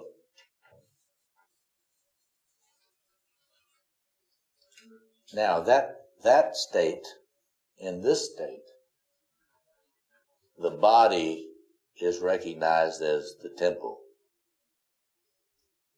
So there's no place that the divine does not dwell in your body. And this means that all those religions that try to suppress the feminine because of the beauty of the female body are very flawed. So any religion which suppresses the beauty of the female body has got problems. And the impetus to cover up the feminine beauty is problems. Now, I say that just to make that clear, but it's also about the covering up of male beauty. You understand? This thing about gay men, one thing that they can experience that heterosexual men are very conflicted about is seeing how beautiful men are. What? Yes, I know that's true. That's true. But women, they're well, that's just a long discussion. I think that it's very clear that beauty represents the great it. Anywhere you see beauty, it's a disclosure of it. Whether it's in painting or sculpture or dance, wherever. Goodness, truth, and beauty, those are expressions of the great it. Okay, so how are we doing on time? Oh, we still got lots of time. Okay, let's go on to the next slide. This is my decoding of the structure of the self, the archetypal self. In my view, the blueprint is inside you. It's all present there.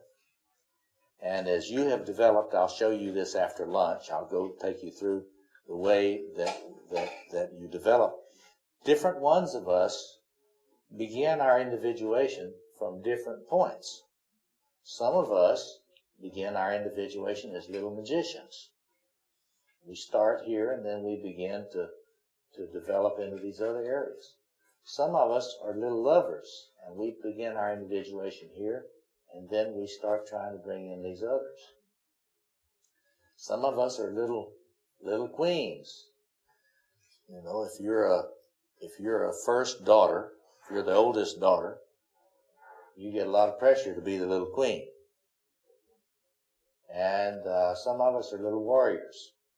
You can see that on the playground.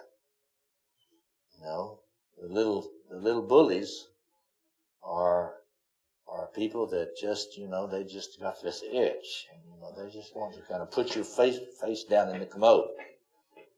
You know, put their brother's face down in the commode. You know.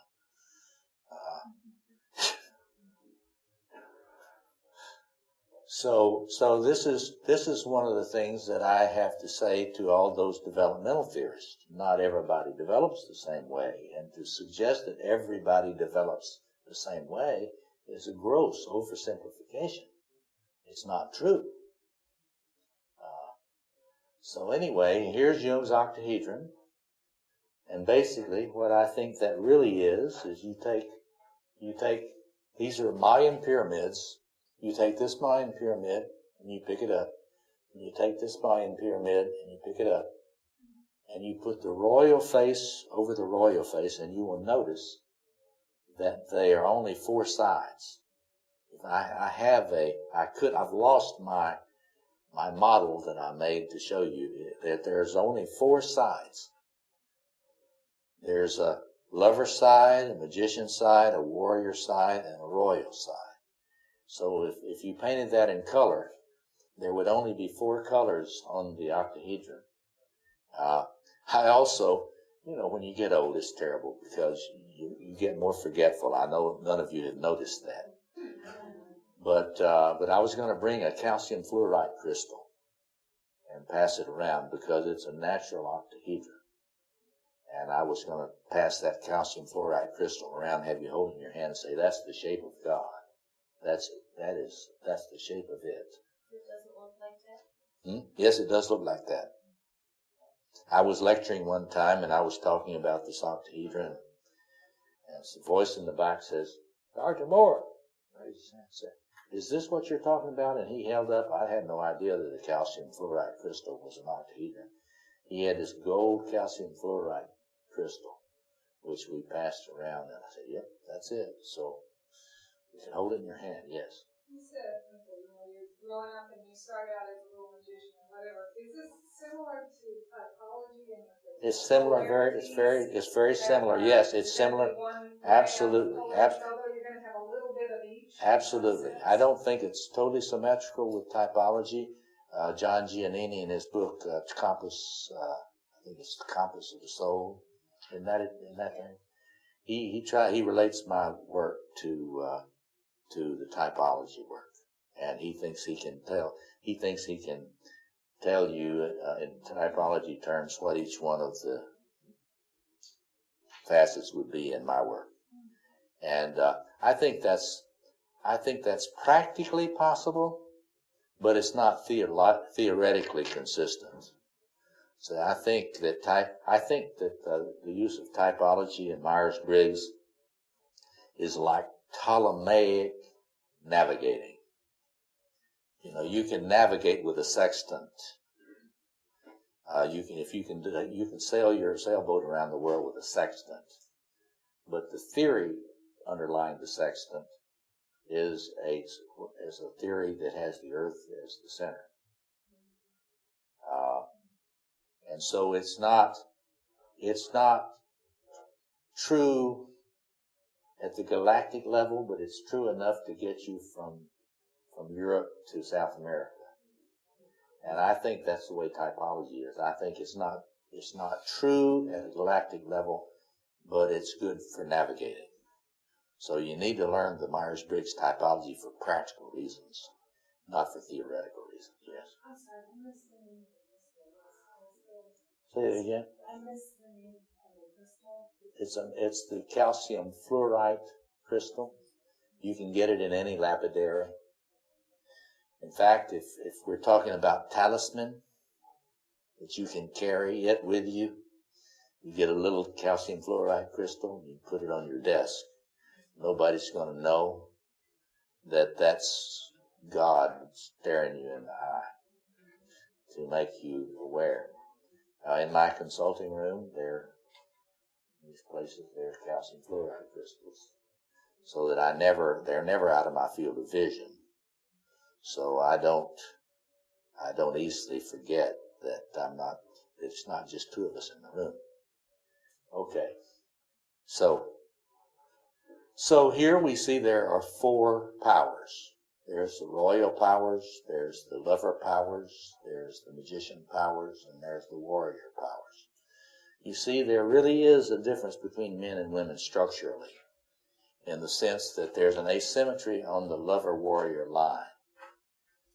Developmentally, statistically speaking, women start out with more lover energy, and males start out with more warrior energy. This is statistically true, I think. It's based on cross-cultural studies. If you look at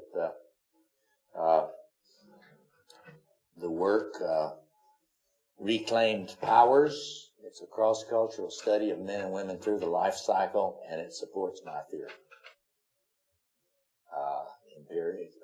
Comparative anthropology.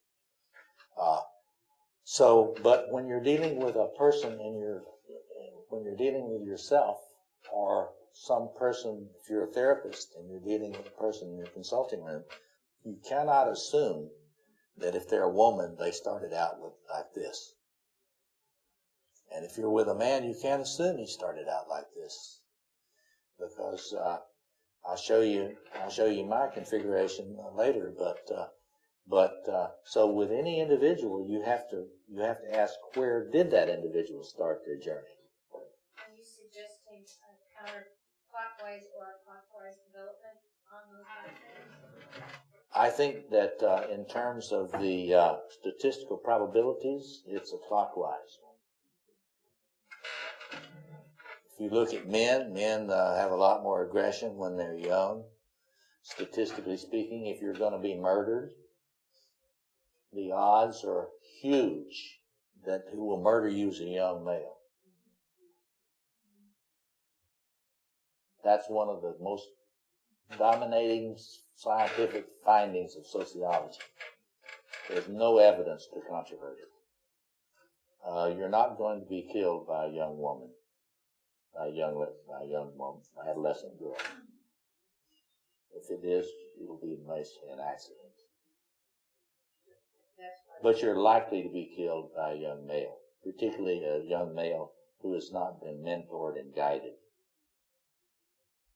And that's why the crime statistics and all that political talk, if you go look at the demographics, and the demographics show increasing percent of the population is the young man, your crime rate is going to go down. But anyway, so I will argue this with anybody based on the evidence. I'm right about this. There's not any controverting evidence to it. Those that want to argue for no differences between males and females simply have to face the data, because this is the chief difference between males and females. And statistically, remember, I'm speaking. I'm not talking about individuals. But if you're going to deal with crime, you have to see to it that young males get a lot of attention by mature people, or relatively mature people. Young women, adolescent girls, if they don't get attention of wise elders, they are tremendously vulnerable when they're young. They are easy prey for predators.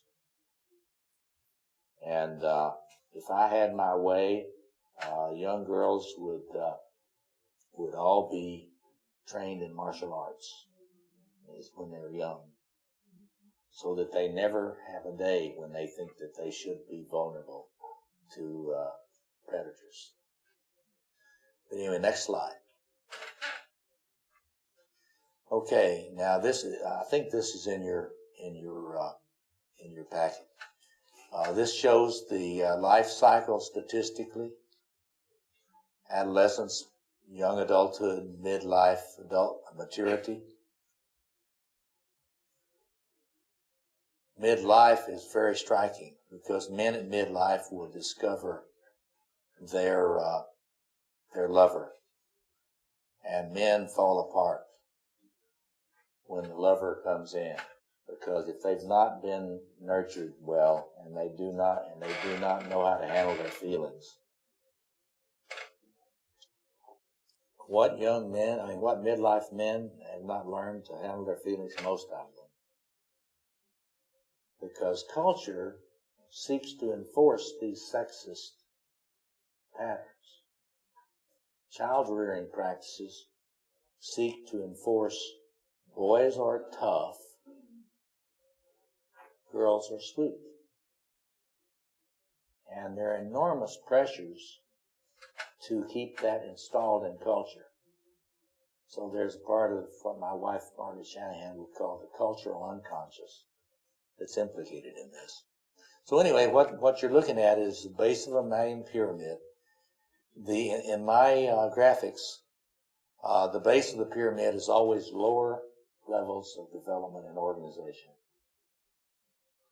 So you're looking at a Mayan pyramid, and the movement up the steps is a movement of initiatory process.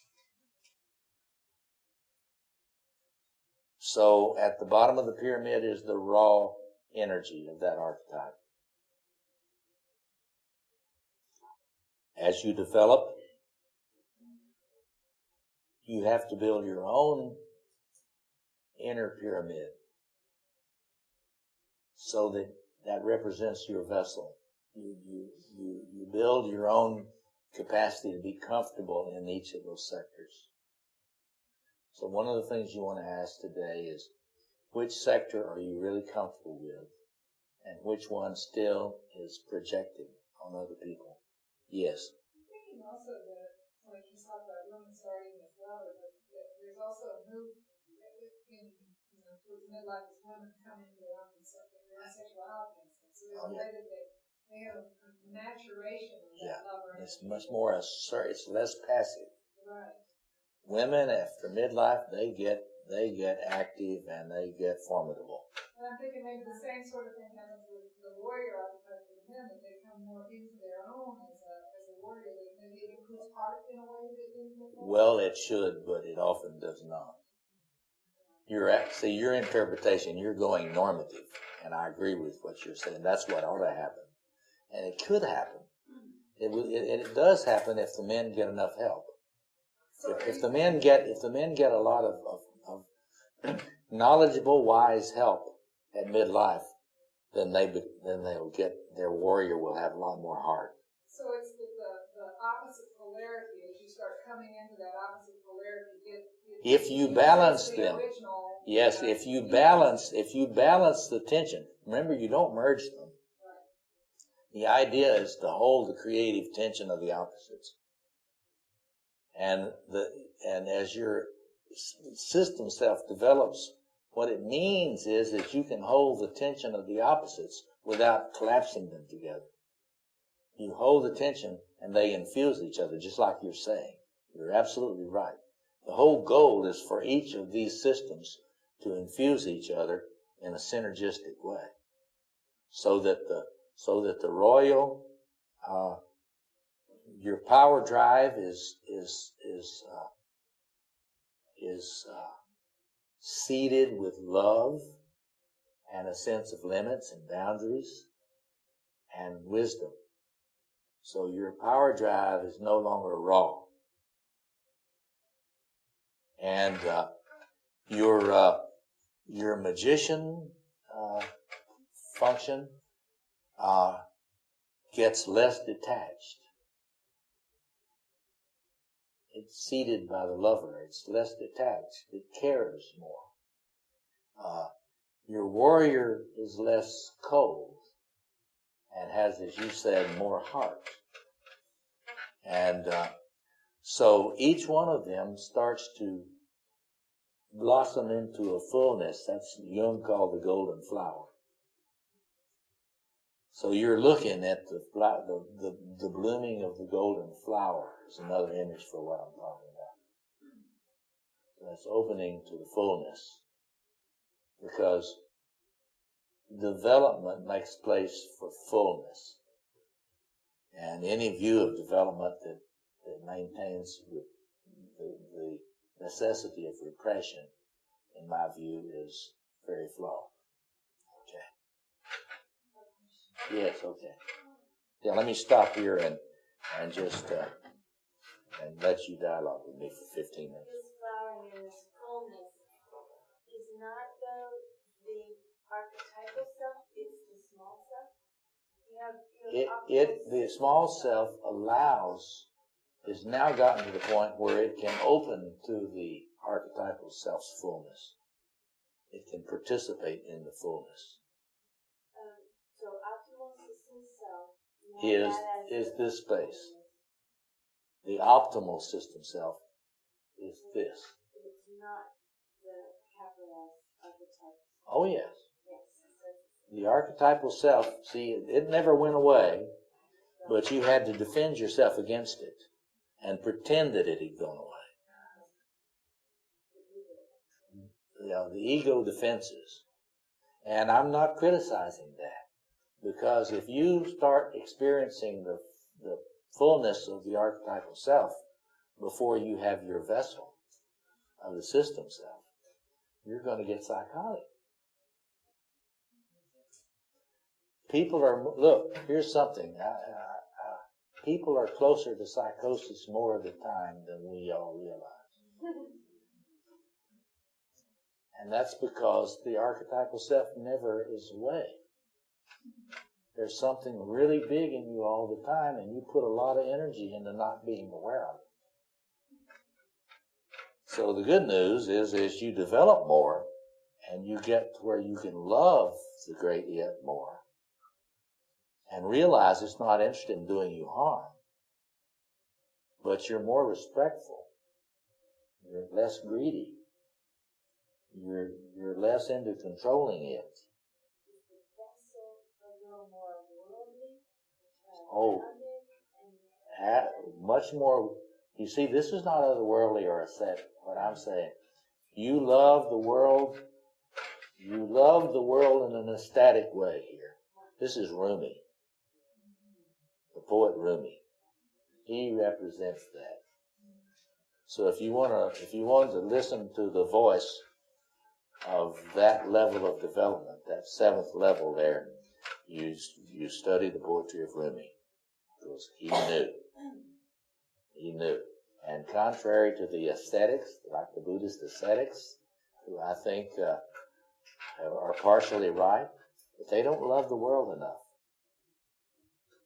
Buddhists tend to depreciate history and depreciate the flesh. And Hindus do too. They tend to have you meditate on a corpse. Well, there's a lot of that Puritanism in Christianity too, but it wasn't Jesus. The Jesus of the Gospels is not a Puritan. And he loves all these imperfect people. He loves them. Right? So look at Jesus as an image of the actual feelings of it. Its feelings are loving toward its whole creation. It embraces. This is like, if you wanted to have an understanding of the view of ontology, that the understanding of being that is consistent with what I'm talking about, it's pan-entheism. P-A-N-E-N-T-H-E-I-S-M. Not theism. I'm not a theist, and I'm not a pantheist, but Alfred North Whitehead, Paul Tillich, and I are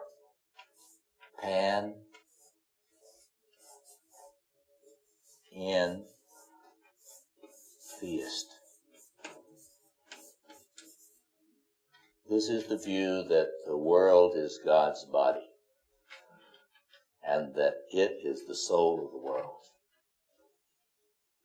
And therefore there's no place where God is not, but its consciousness is greater than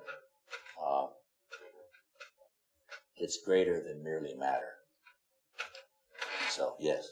I'd like to go back to Mary's question. Okay. I would have understood this process here taking place in the part where you've written love, the part of the ego that is coming into the more awareness. The fullness. Yeah. And not in the system self. You just said it's in the system self. Well, the system self, if your system self is not developed to the point that it can hold the presence of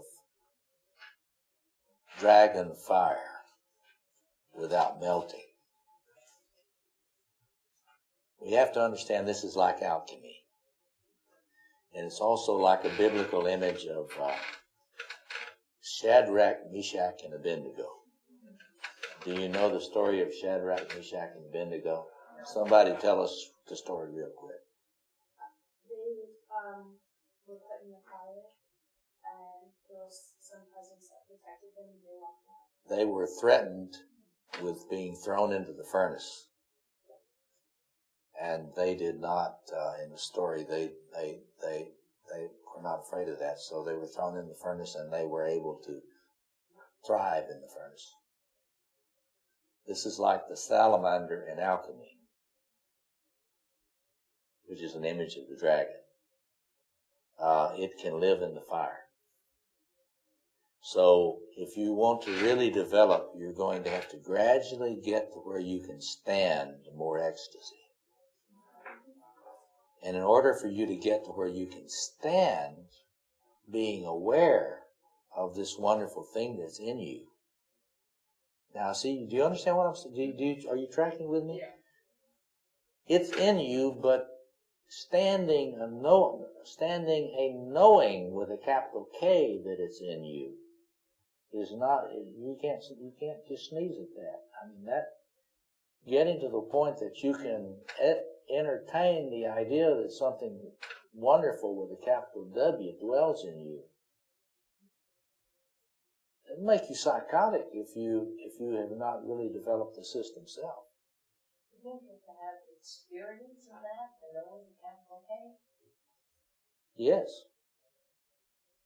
So. But you've got to gradually. It's like immunology. You gradually have to have injections of archetypal energy. And your system self has got to adapt to the presence of that archetypal energy without fragmenting. Because what happens when people are crazy, they're shooting up with archetypal energy. So, contemporary psychiatry doesn't understand this stuff. And we have to understand that that stuff that's coming out of the psychotics is archetypal stuff. It's not contained. Yes, Becky. Can you read the definition of the panentheism? Yes, panentheism is the point of view that, unlike theism, God is not. See, this is theism was really a point of view that developed before modernity. God is separate from the world. You follow me? If you're a theist, you don't really believe that God is in matter.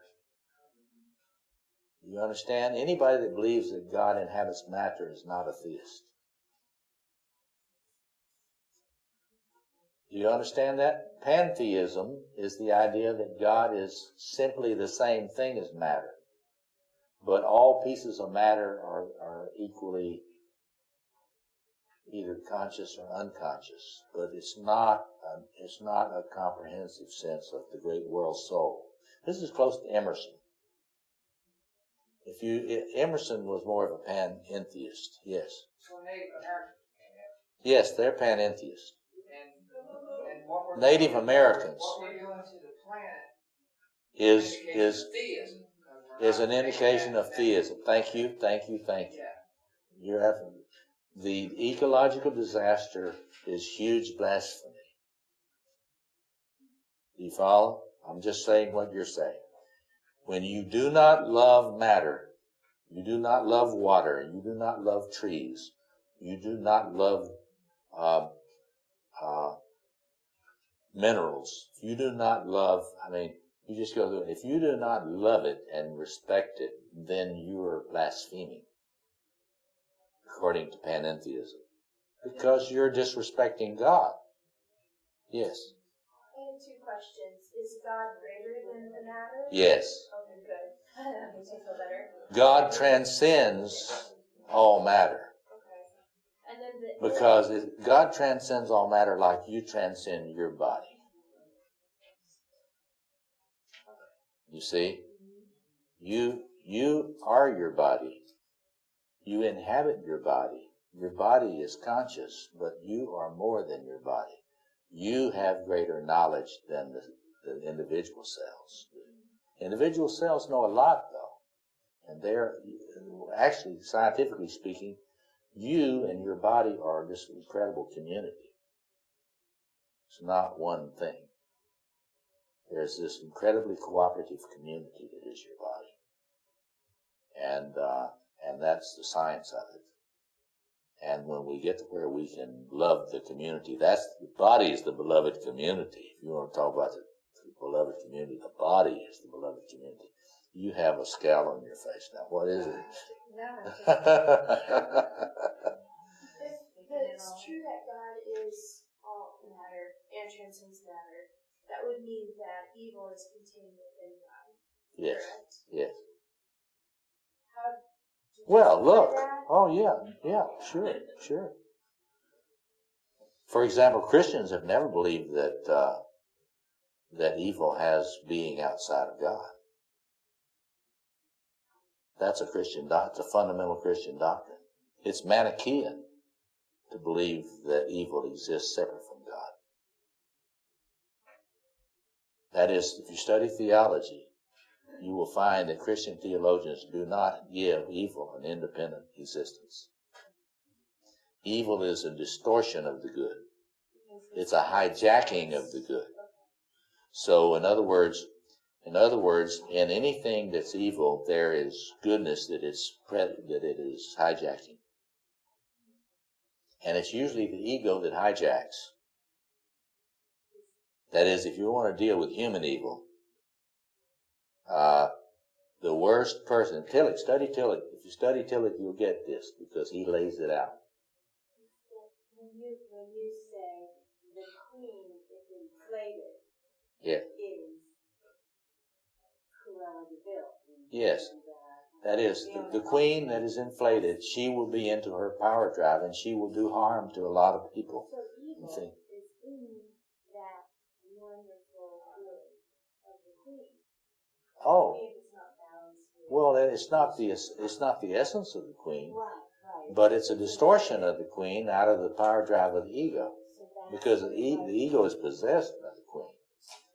So this is why when Jesus looked at evildoers, he didn't hate them. In the Gospels, he got angry with them, but he didn't hate them. If you read his passages where he says, "Oh, I would that I could gather you to myself like a hen gathers her chicks, but you would not." And I think that I've been preoccupied with that whole issue of evil for many years. I used to teach courses all the time on the dynamics of evil, and my Facing the Dragon book addresses the questions of what is evil and so forth. But I don't think it has independent existence. I think it is hijacked. It's hijacked good stuff, distorted good stuff. Yes, back here. I was just wondering, in a country so dominated by Christians, why are we so insistent on the death penalty? Yeah, that's a good question. Well, there's a huge amount of nihilism. There's a lot of nihilism and necrophilia in Christians. And you can see it because of their their tendency, many Christians hating the body, hating sexuality, condemning those who err in sexual ways.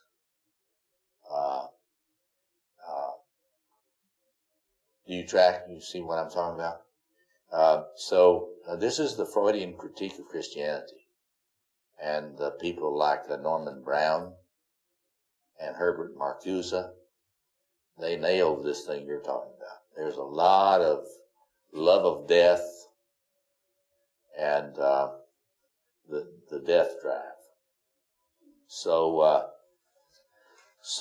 if you love the offender, you'd have a lot more trouble frying. Okay, we need to break for lunch now, and hold your questions. Don't forget them. We'll come back at 1 o'clock sharp, and we'll continue on. Please go on to the next part. Loving the Dragon, Understanding and Living the Ego-Archetypal Self Relationship. Part 3. Okay, if you're ready, we will get started, and we will take a break at 2 o'clock for 15 minutes, and then we will continue on. So I want to begin the first 10 minutes or so giving you another chance to ask questions, make comments, ask for clarification. Wherever you're, don't be shy. The great it is in you as much as it is in me. So be confident that you have the right stuff in you. So you were going to ask a question. Yeah, go ahead. Say your name and then ask a question. Norma, Okay. could you give some more examples of what are sources of fragmentation? The question. One example was the man who bought the Jaguar. Well, that was did you say sources of fragmentation? I had written down that question by someone right afterwards you went into Right. that example. Right. Now the man finding the connection with the Jaguar I was talking about as being an epiphany for him. It was the equivalent of sort of seeing the Star of Bethlehem, because he couldn't see anything bright in his world. And so the thing that carried God for him was an object of beauty in this masculine mode. And so that I did not see. I saw that as a possible antidote to his depression, and it has served him well in that respect. If I had more time now this afternoon, toward the end, don't let me forget to talk about Paul Tillich's view of ecstasy, because when I was first asked by Rose to think about coming down here to be with you again, I had a fantasy of entitling my presentation Two Magi, Jung and Tillich on ecstasy. And I'm not going to get to talk about Tillich's view of ecstasy very much this afternoon, but I'll talk about it some. But fragmentation, see, things that cause fragmentation, anything which comes at you, which your system self is not resilient enough to contain and channel. So it can be something that comes from the outside or something that comes from the inside. In other words, your fragmentation. One of the things that you should do today is just put your computers on scan mode and scan your life for the places where you tend to fragment. Everybody in this room, from time to time, regresses and fragments. And if you don't think you do, you need to look. Because you need to crank up your magician, because everybody tends to fragment. Even the very highly developed people, yes. By fragmenting, you mean going to a complex? Well, that's one way to talk about it. It's also regression. It's a regression developmentally. When you when you lose your temper, T-E-M-P-E-R, I'm thinking about temper as in iron or steel.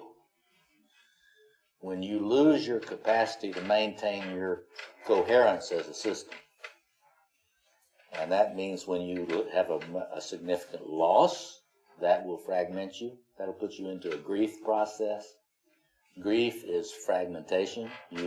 It's death and rebirth. It's the experience of grief is a concrete. If you study the grief process, you're studying the process of death and rebirth, and it's a fragmentation reintegration process. Everybody get that? Okay. If you read my book, Archetype of Initiation, I discuss that in depth in the book of Archetype of Initiation. I'm trying to get a Kindle edition of that produced there.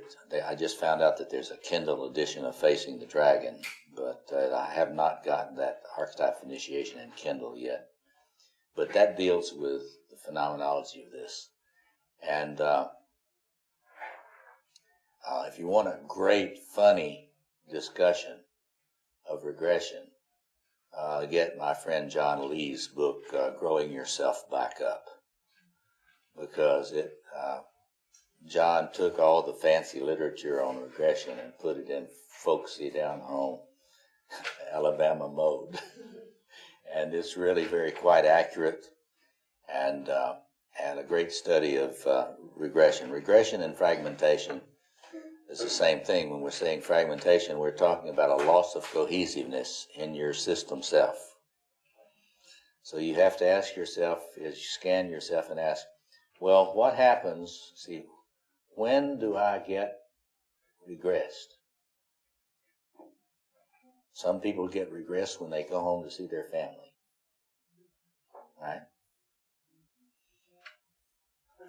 Some people regress when good things happen to them. So it doesn't have to be something bad. So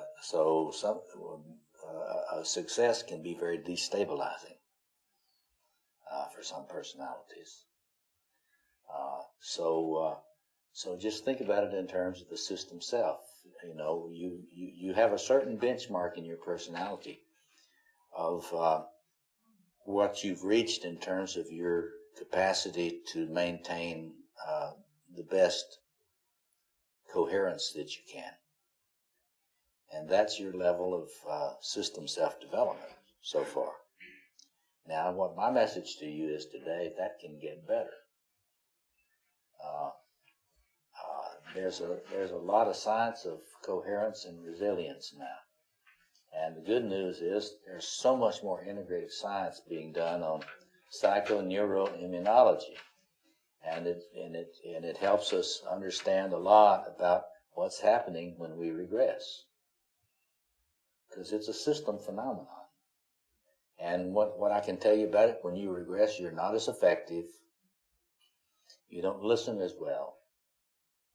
You tend to be more reactive. Excuse me?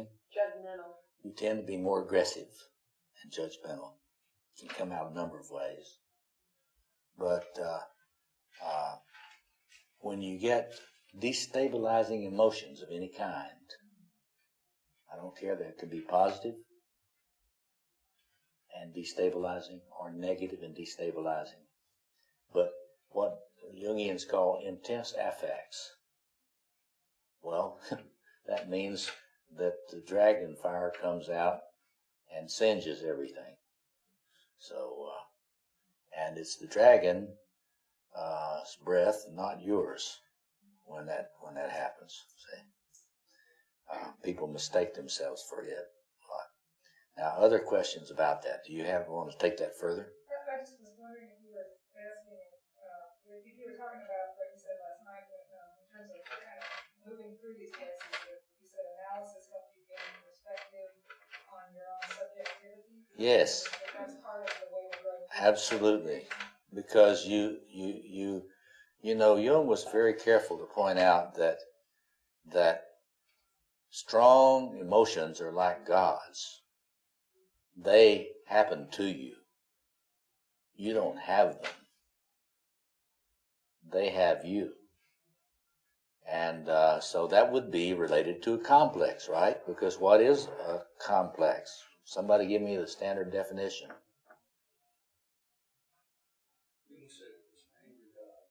Yeah, that's true. He did. Well, you can say autonomous complex is a feeling toned organization in the psyche. It has affect in it. And the affect is so intense that the ego can't regulate it yet.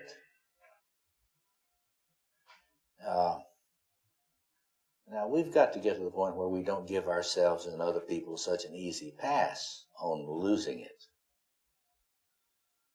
because losing it is regression and fragmentation. And so it's an indication that wood has not been chopped. There's still a lot of wood to chop if you're losing it very much. And doesn't mean you're bad. It just means that you're not as resilient as you need to become. And you need to go into training. You need to go into resilience training. And I mean that just like I was saying training for a marathon. You got to take it that seriously.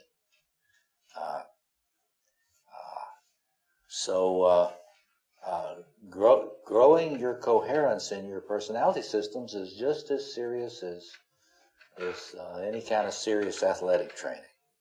So that's the message you'll get when you read that book, Younger Next Year. Wake up, quit making excuses, get to working on training your resilience. So, other comments, questions? Yes, back here, John. When you say affects, okay, those are loaded with energy, right? You bet. They're energy loaded. It's energy flooding. But I'm angry with you. yes. And it's in the unconscious, though, isn't it? It's triggered. It is unconscious. Right, and it gets triggered, right? It's triggered. You have certain triggers. So if we want to do a little resilience training, what are your triggers? Because those things are trip lines for complex discharge, for discharges that further disrupt your system. So if you're gonna have disciplined subjectivity, right? Disciplined subjectivity. That was Eric Erickson's great word for the clinical mind. Or I would just say for the really reflective person, you scan and you pay attention and you get a sense, what are my trip wires? And then let me really turn up the light and the microscope, electron microscope on this to get to the bottom of it. In what way am I having a psychic aneurysm here that's causing this disruption in my subjectivity? What is coming in and invading me that is causing this disruption to my coherence? See, coherence is good. It's on the way to beauty. There's no person here that is not capable of being a lot more beautiful, inside and outside. And it's all about wavelengths, tuning, practice. That's why we say inner work. We don't say just inner play. It's work. You got to practice. Get to the point where you can. It's like, some of you probably play golf. And golf is one of those things that helps with humility. Yeah. Because you're not going to master golf. As Tiger Woods has modeled for us. You can't master it. And there are other things that are like that kind of help you stay humble. So, other comments or questions? Follow that up, yeah. I just had a comment about, with all the world events that are going on right now, the death of Osama bin Laden, the economy, all the floods,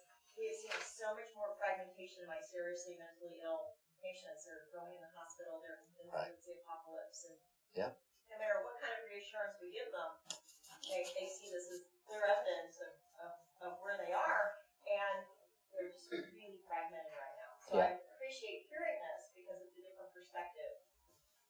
So maybe people can enjoy it. Which part do you find applicable to that? Well, I think the fact that it makes sense that they would be fragmented right now, instead of trying to push, like Sisyphus, the Sisyphean task, trying to push the boulder uphill, that it makes complete sense that they're fragmented right now. Oh, certainly. Just to validate their experience. Well, because we are all swimming in the same psychic ocean. Or we could put it another way, more in terms of physics. We're all swimming in the same energy ocean. And I said energy is conscious. And that means that what's going on in the world system is affecting all the subsystems. So a lot of the psychopathology you may be experiencing in yourself may not be personal. You may be getting the vibrations from all the turmoil and all the anxiety. See, that what we know about anxiety in systems is that when any part of a system is anxious, it's contagious. This is why your work as Jungians on trying to become more beautiful inwardly and outwardly is so important, because the world system keys on harmony. And so anytime you're anxious, you contribute to the world's anxiety. Anytime you can get through your spiritual and psychological practice where you can get calm and centered, but still present, not zoned out. I'm not talking about detaching from the world like some people. I'm talking about just getting centered in the presence of the great id. You contribute to the breakout of the contagion of harmony in the world. That was Jung's point of view. It was Edinger's point of view, and it's certainly my point of view. And it's the point of view of systems theorists in general, Bohemian systems theorists. If you want to make your organization less chaotic, you become less chaotic. Yes? I was just looking at your number 7. Yeah. With the love written all the way through it. Right. And then your statement that scientists are including that energy is conscious. Yes. I think didn't Tyler? They're not publishing those papers yet, though. I think Tyler Deschardins said energy is love. It is the way we would understand it.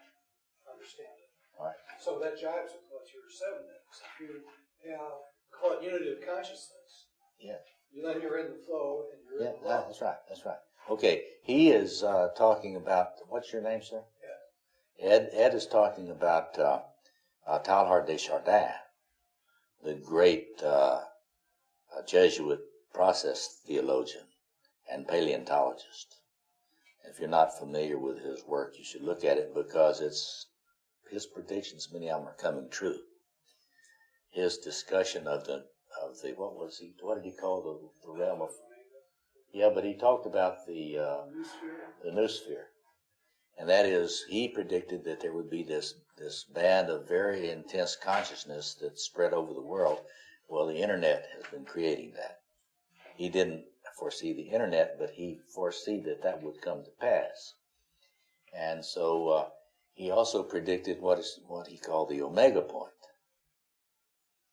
And the omega point was when it was sort of the kairos, and I think your psychotic patients are right. We are in a kairos. We're at an alpha and perhaps an omega point. That is to say, this was Tillich's thing. Kairos is the very pregnant time when something great may happen, but doesn't necessarily happen unless people will to cooperate with it.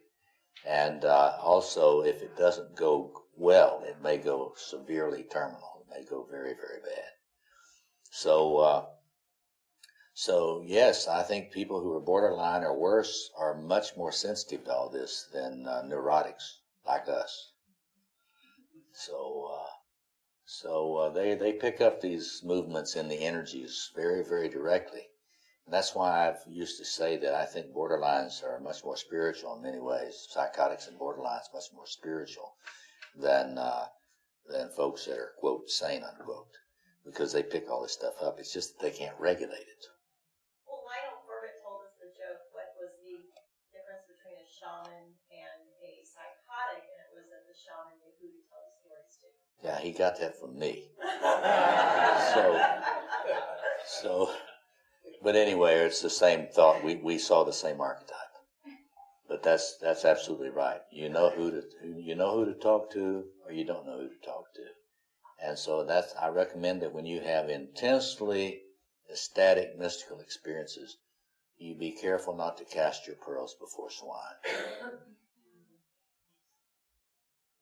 Yes, back here. Say your name and okay, Ann. Well, when you first showed us the octahedron, Yes. is that right? I was really struck because there's a man called Tom Kenyon who, I just want to say, he channels energy, and one of the things that has been channeled to him was a way to deal with the bombardment right now is to put yourself inside this crystal. Yeah. And that's part of, without any of the things that you're describing, it's just literally the form. Yeah. So I just thought that was pretty. Well, you know, the octahedron is one of the five solids. The strongest, yes. Geometry. This is geometry of the sacred. And there's a lot of good reasons to believe with Einstein that God is a geometer. So that's an active imagination technique where you image the diamond body and then you take refuge in it. I take refuge in the Buddha. I take refuge in the diamond body. This is what I mean over here, and I didn't get to go into it much about dwelling. This is, I take refuge in the Buddha. I take refuge in the Dharma. I take refuge in the Sangha. It's like you got to indwell. There's a Jewish ritual called, see if you know the ritual, you can pronounce it better than me, but Sukkot. You know that? It's you build this little house, and its image, they don't have a big wrap on it. I asked the rabbi, one of my colleagues, well, what's the symbolic, mystical significance of this? She didn't know.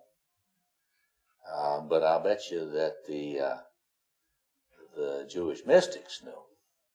Because this is, yea, though I walk through the valley of the shadow of death, I will fear no evil, because I dwell in the house of the Lord. Well, the house of the Lord is not a place made with stones. This is, there are all kinds, if you study comparative spirituality, there are all kinds of images of a place that is no place. That is the sacred vessel that you can learn to dwell in, and you can be calm and centered. So I recommend that you think a lot about dwelling and about trying to do work in your spiritual and psychological practice of getting to the point where you can imagine a place that you can dwell and be at peace and be full of abundance and joy. It's really about joy. This is about joy. This is when you see the fruits of the Spirit. The fruits of the Spirit are manifest when you are in that space. So when I teach people how to try to speak to it, and we can talk about this more as we go this afternoon. But I say to them, we'll pray in the morning. Say to it, let me dwell in your joy today. Let me dwell in your peace today. Let me dwell in your courage today. Let me dwell in your perseverance today. Let me dwell in your stamina today. And so on and so on. Let me dwell in your love today. so on. And you take your catalog of the fruits of the Spirit, and you ask that you are able to not feel alien, that during the day you're not going to experience yourself in exile. And I say to them, always do that in the morning, because if you don't do it in the morning, you may get started in exile, and if you get started in exile, it's much harder to leave it. But as you come to consciousness, if you speak to the it and you say, I know you're all in all, I know you're in me, I know you're present here, I know you haven't left me, I know you have no desire to leave me, but help me with my desire to leave you. See? Because there's this mystery. Karl Barth called it the mystery of iniquity. That is, you can't explain it. Why would somebody want to be in exile? Why would they want to live alone? Why would they want to tackle the world by themselves? Think about that. You wake up in the morning and, oh my God, I've got all this stuff I got to do today. How will I ever get through this day? Well, that's an inflated I, right? Because it imagines itself alone. And I guarantee you, you're not really up to your day, just with your I. And a part of you knows it. How do I know that? Because a part of you is anxious. And so the psyche knows how daunting the things that are going to come at you are. And so when you have a fantasy of living your day alone, that's a really bad idea. So whether you can use spiritual language or not, I don't really care on one level. But if you can use psychological language and you can speak to the archetypal self, the dragon, if you can speak to it, that thing exists empirically. You can experiment yourself and experience it. You already have experienced it. Just experiment with psychological versions. And email me and let me know how it works for you. Because I've seen it work a lot for people. Yes? It reminded me that Dr. Perry Tebow, the talk he gave in 1955 to AA's International Convention here in St. Louis, and he talked about the 12 steps, and he said there were 3 things. Hitting bottom, which would be step 1. Yeah. You got problems. And then surrender, which is something greater than ourselves has to take over. And then the rest of the steps, 3 through 12, are ego reduction. There's a let go of, so that there can be a better expression of that if you surrender to. Yeah. And all those steps are to do exactly that. So it's not always about going out and accomplishing or achieving. Really, it's about letting go of the blockages. Yeah. And just keep letting them go. Yeah, I'm very supportive of 12-step. I've seen it facilitate miracles. Jung was very instrumental in the development of 12-step programs. And the only thing I would say about that is you can be a little puritanical out of that point of view. And if you have to be a little puritanical not to go over the edge again, then I think go ahead and do it. But there's a kind of letting go of ego that's healthy, and there's a kind of suppressing ego that's toxic. So that's all I would say. But I'm a big supporter of 12-step folks. I think they have a very functioning, excellent street magic. I call it street magic. It'll save your life. If you work the 12 steps, it'll save your life. But you got to work them. Yeah. What were you going to say? Well, I have a personal story to your point. My daughter was diagnosed bipolar 10 years ago, was by a 4 different psychiatrists. Long story short, after 10 years of hell, 2 attempted suicides. One of the doctors talked her into joining AA. Within a year, she was off all medication and no bipolar. Now, I thought that was how interesting. Isn't that interesting? Yes. And Isn't that interesting? sober for 3 years. Let me just repeat that for the tape. She was saying, tell me your name. Ginger. Ginger says that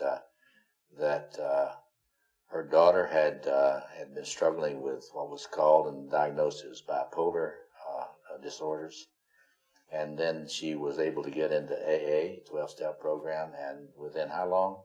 3 years. Within 3 Well, years? She was sober immediately. Yeah. I mean, she's Right, still right. recovering, but within a year she was off on medication. Okay, within a year she was off the medication. You see, what you got to be really careful about is worshiping diagnoses. People have to be careful about that. Let's make sure that we understand that diagnoses ought to be treated as phenomenology, and that we should not write them in granite, because the system of the personality is dynamic. It's dynamic, and given a half a chance with a nurturant, wise environment, the 12-step programs are full of wise people that have dragon bites all over them. And they've met the dragon, and they've wrestled with the dragon, and they've found the presence of the higher power, and they have opened themselves to it. The ones that work the program open themselves to the higher power. And so that really does not surprise me, but I appreciate very much your sharing that story, because it will give a lot of people hope if they heard that story. Because 12 steps is an integrative spirituality. What you do is you develop all kinds of these friends. You know, you're not saying if you don't develop your little what do we call it? Your pack. And you're going to have your pack in 12 steps. You will have your ongoing people that know you better than anybody else knows you and love you anyway. They know you very well, all your warts, and they love you in spite of it. And you start getting better. So, yeah. One of the things that I think is unfortunate is with a lot of the literature that's out there right now, ego is spoken about not as the all-organizing principle you talk about here, but more hubris. And yes, that's right. Well, that's ego. That's a confusing language. It's very confusing, and I wish I could use different language because it makes people, when I'll have my patients come into my private practice and say, well, that's just my ego. When I take a deep breath, they mean something different. Well, that's right. This is a big problem, and it's certainly a problem in communicating between, say, Jungian psychology and Eastern-oriented spiritual types. Because there are a lot of folks in spiritual traditions that are very, very otherworldly. And I mean that in a bad way. Otherworldly in a bad way. Don't love the world, and don't love history, and don't love your beauty, and don't want you to see and love your beauty either. And that's why I think it's helpful to that's why I wrote this Facing the Dragon book, because it's not your ego that's the problem, it's your grandiosity. And they have begun to associate ego with grandiosity. Well, there's no doubt, just the fact is that a lot of egos are incredibly grandiose. But not all egos are grandiose. The more developed egos are not. The more developed egos are calm and centered and loving and not into a power trip, and they are, as I put it up here in this diagram, they're transparent to the divine energies, to the sacred. And that's how you know whether somebody really is authentic as a spiritual teacher or not.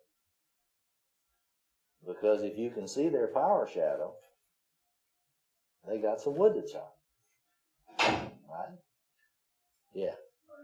There's others who are almost at the other end of the spectrum of like kind of writing themselves out of their own life. Oh yeah. Oh yeah. That need to build up. Give an example of. She's saying that some people write themselves out of their own lives. Just give us a note. Well, I mean, I just think, kind of going underground in your life and becoming all your world is out here, and you're always working to try and deal with the world out here and help others and stuff like that, but never feeling like you have the right to absolutely. manifest in your own body, have the right to your own wants and needs and Oh, yeah. set boundaries. And It's all that. asceticism, see. It's that otherworldly asceticism that is really self-hating. There's a lot of self-hatred in that. And a lot of people have that position in a defensive way. They need to be there because the seduction that they experience is to be the other way. So they have to compensate. That's compensatory. But you're implying by what you're saying that that if you're suppressing your, what I would like to call your gold, if you're trying to cover up your gold and not let your gold shine, you probably learned to be that way through a lot of experience of other people's envy.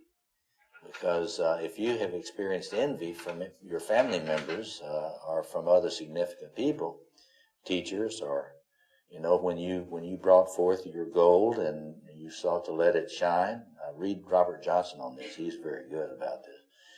If you let your gold shine and been immediately attacked for it as being arrogant or too into yourself, then that's gonna be hidden. The pearl of great price is gonna be deep in your unconscious, and you're not going to feel safe about even knowing about it. So there are a lot of people who defend against their own beauty. They can't allow themselves to see their own beauty. They can't allow themselves to see their own gold. And that's your and my job. We're to try to help them introduce themselves to this beautiful person that they are. And that's a privilege, I mean, that's a privilege to be able to have empathy for someone that's that way, because they didn't get that way without a lot of help being that way, right? Other comments or questions, and then we will, go ahead. This is a story I saw actually in Nova where they were talking about the people who did alchemy in the Middle Ages. What they did is they made the particles of silver and gold so small that the reflection of light was off of it differently. And then mixing it, they put it in, like gold turns red, and they put it in all the stained glass windows in the cathedrals of Europe. And that's where they put their gold and silver. People didn't know it. Interesting fact. Well, the alchemy has got a long history, and a lot of the masons that built the cathedrals were mystics. And they put their mystical worldview into the stone and the glass of the cathedrals. So those cathedrals, if you have eyes to see, are just great symbols through and through. And so that's a great story. That these people building cathedrals made some of the stained glass out of gold and silver. Well, well, there's that whole association of gold with God, and as being authentic and not capable of deteriorating. Okay. Any other comment or question before we go on? Well, then let's go to the next slide. This is should be in your. This is the virtues of each one of these sectors. I came to realize after I began to look at this quadration of the psyche that it corresponds to the classical philosophers' view of the virtues. Courage is a warrior virtue. Prudence is a magician virtue, meaning the capacity to wisely think about your actions before you do them, and think about what the consequences of your actions would be before you engage in them. So you think ahead before you act. That's prudence. Temperance is a lover virtue. That is to say, you engage your passions to the extent they don't destroy you, but you regulate your passions so that they don't become the source of terminal chaos in your life. And I don't know whether you've ever heard this, but justice is a royal virtue. That is to say that power, the virtue of power, is that it be expressed in justice and not just in terms of whim. So the cardinal virtues, in other words, correspond to these sectors. What did you say for warrior? What did you say for warrior? Courage. Courage, prudence, temperance, and justice are the cardinal virtues. What do you think about Obama's comment on Sunday night announcing to us that Obama had been killed, and he made the claim that this was the moment of justice? He used that term. Yeah, Decisively. that was the archetypal voice of the king saying that power has been used justly in this case. This is not a crime. This power has been used justly. This was his statement, whether you agree with him or not. Next slide. Okay, this is a diagram. If you study this diagram and you remember, you're looking down at the top of Mayan pyramids, and the development goes up toward the center.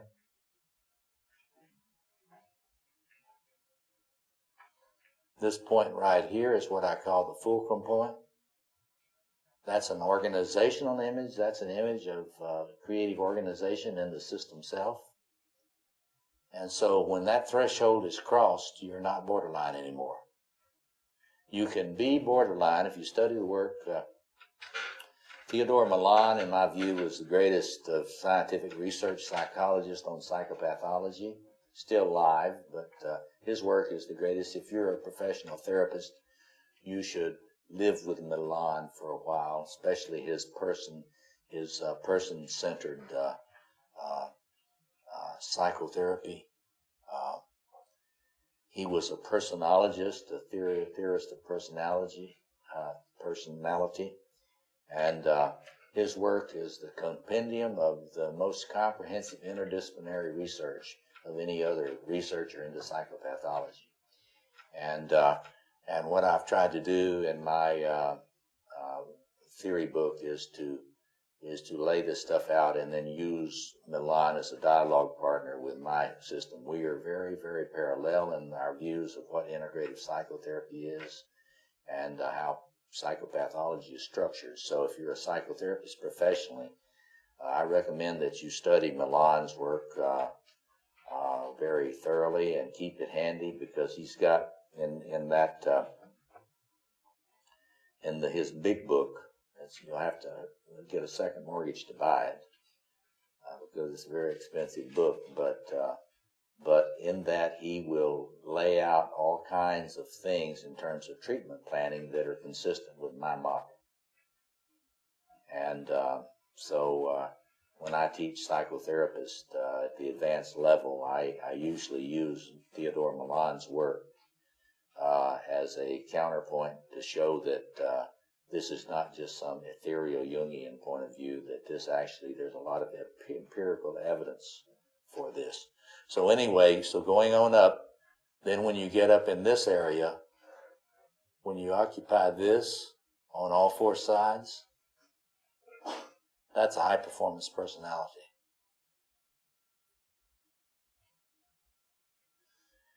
If you just move from here to here, you're probably a passive dependent personality disorder, or at least a histrionic. If you move into here and you move across the fulcrum here, you're a narcissistic personality disorder, but you're not borderline. Follow me?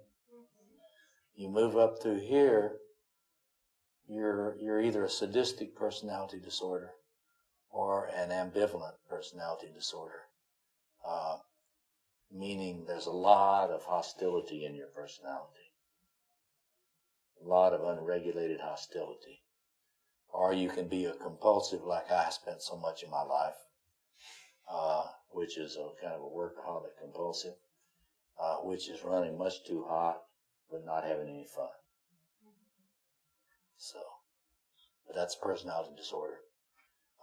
Or you can be either asocial or schizoid. You say schizoid? Yeah, you can be active detached or passive detached, or Milan's words for it. And so that means you're chronically moving away from people.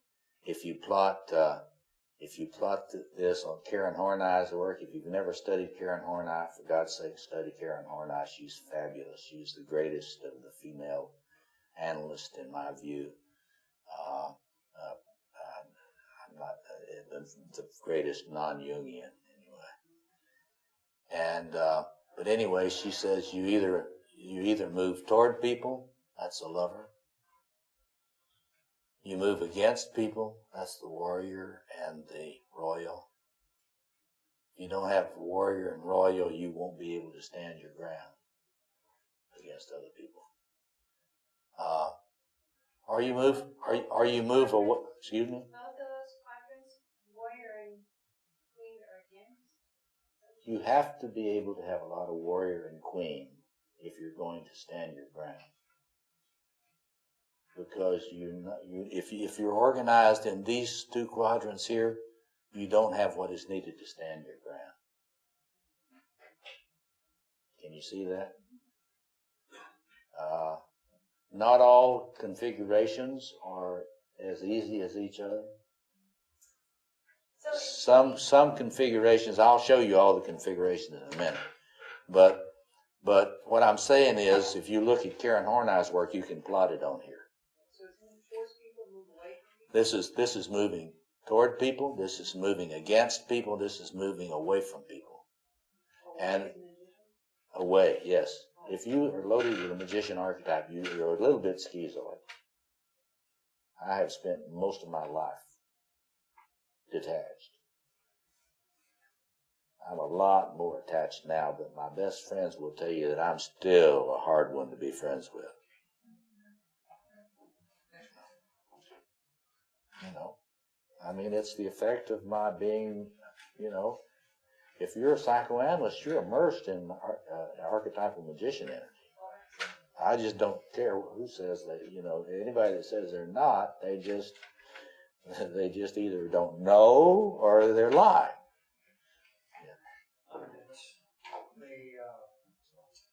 Me a long time after a virtual lifetime of being immersed in a negative connotation of schizoid, and anything with that preface that represents splitting. Yeah. Yeah. To realize that the schizoid personality ain't all bad. No, absolutely not. Basically, it was comforting because I realized it's archetypal potential.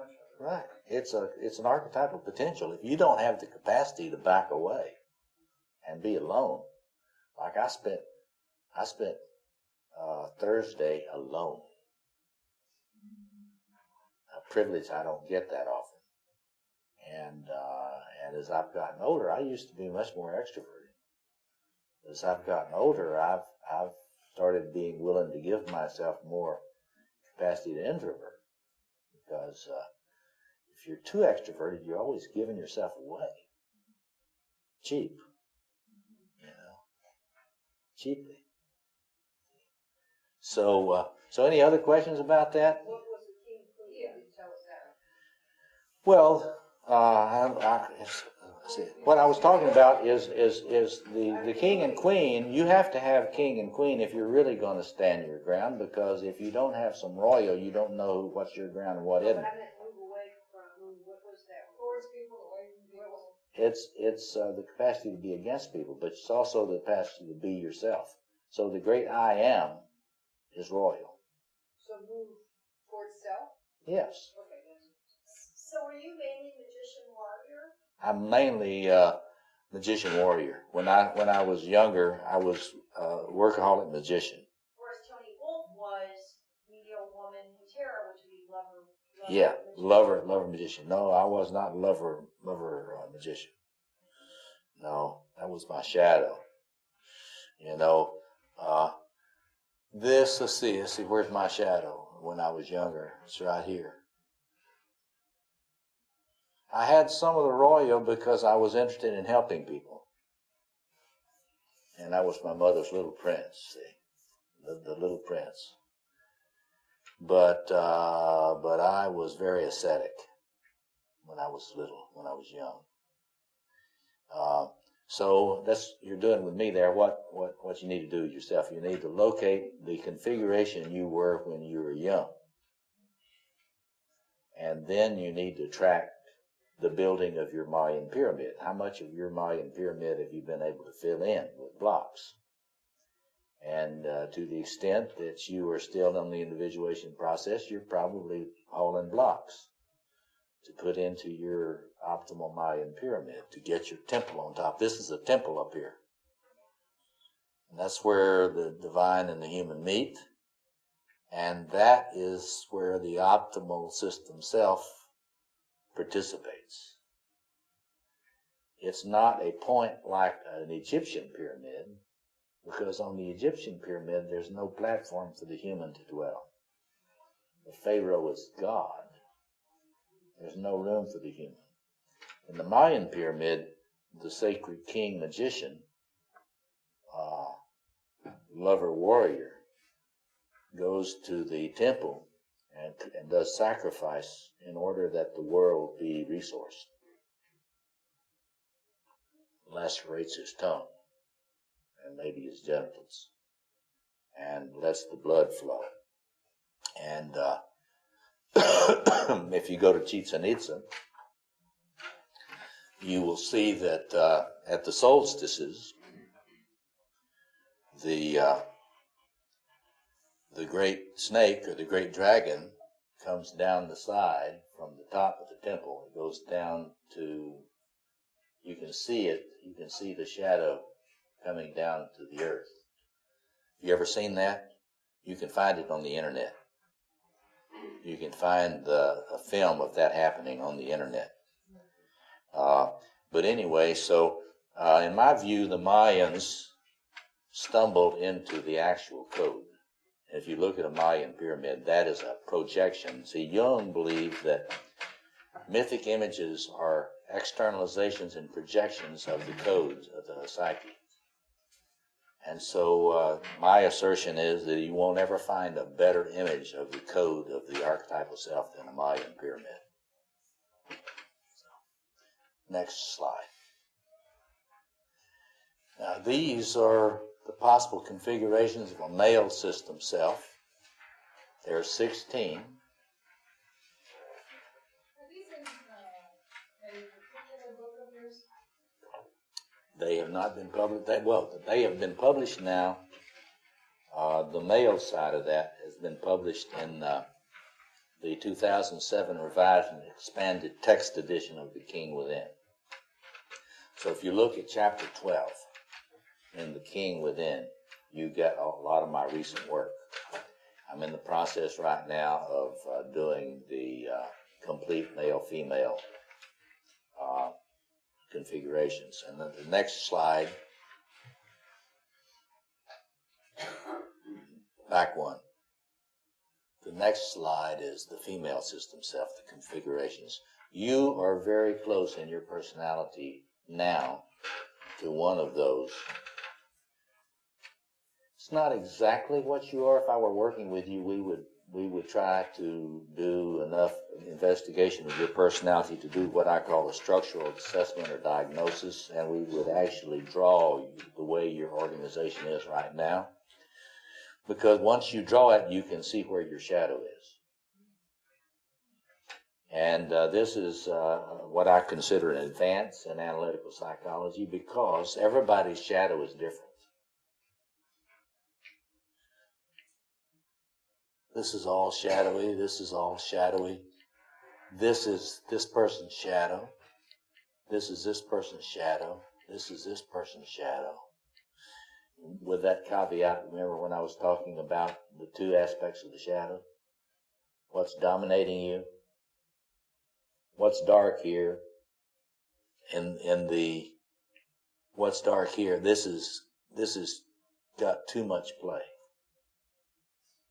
So the shadow is that energy is dominating the person and they don't realize it.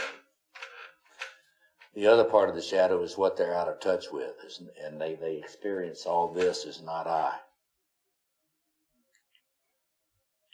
So this is I, this is experienced as I, this is experienced as not I.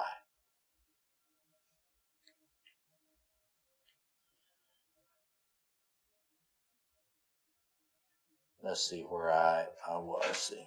This is the female. Okay. These configurations are endlessly interesting.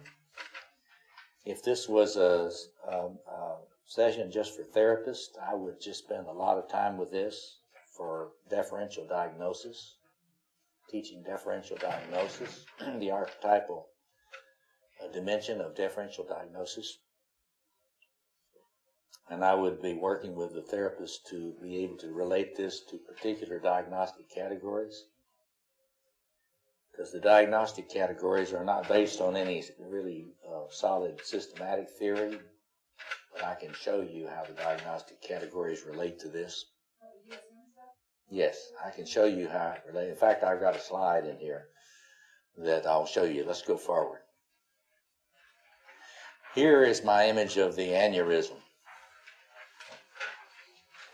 I don't know if you can read this.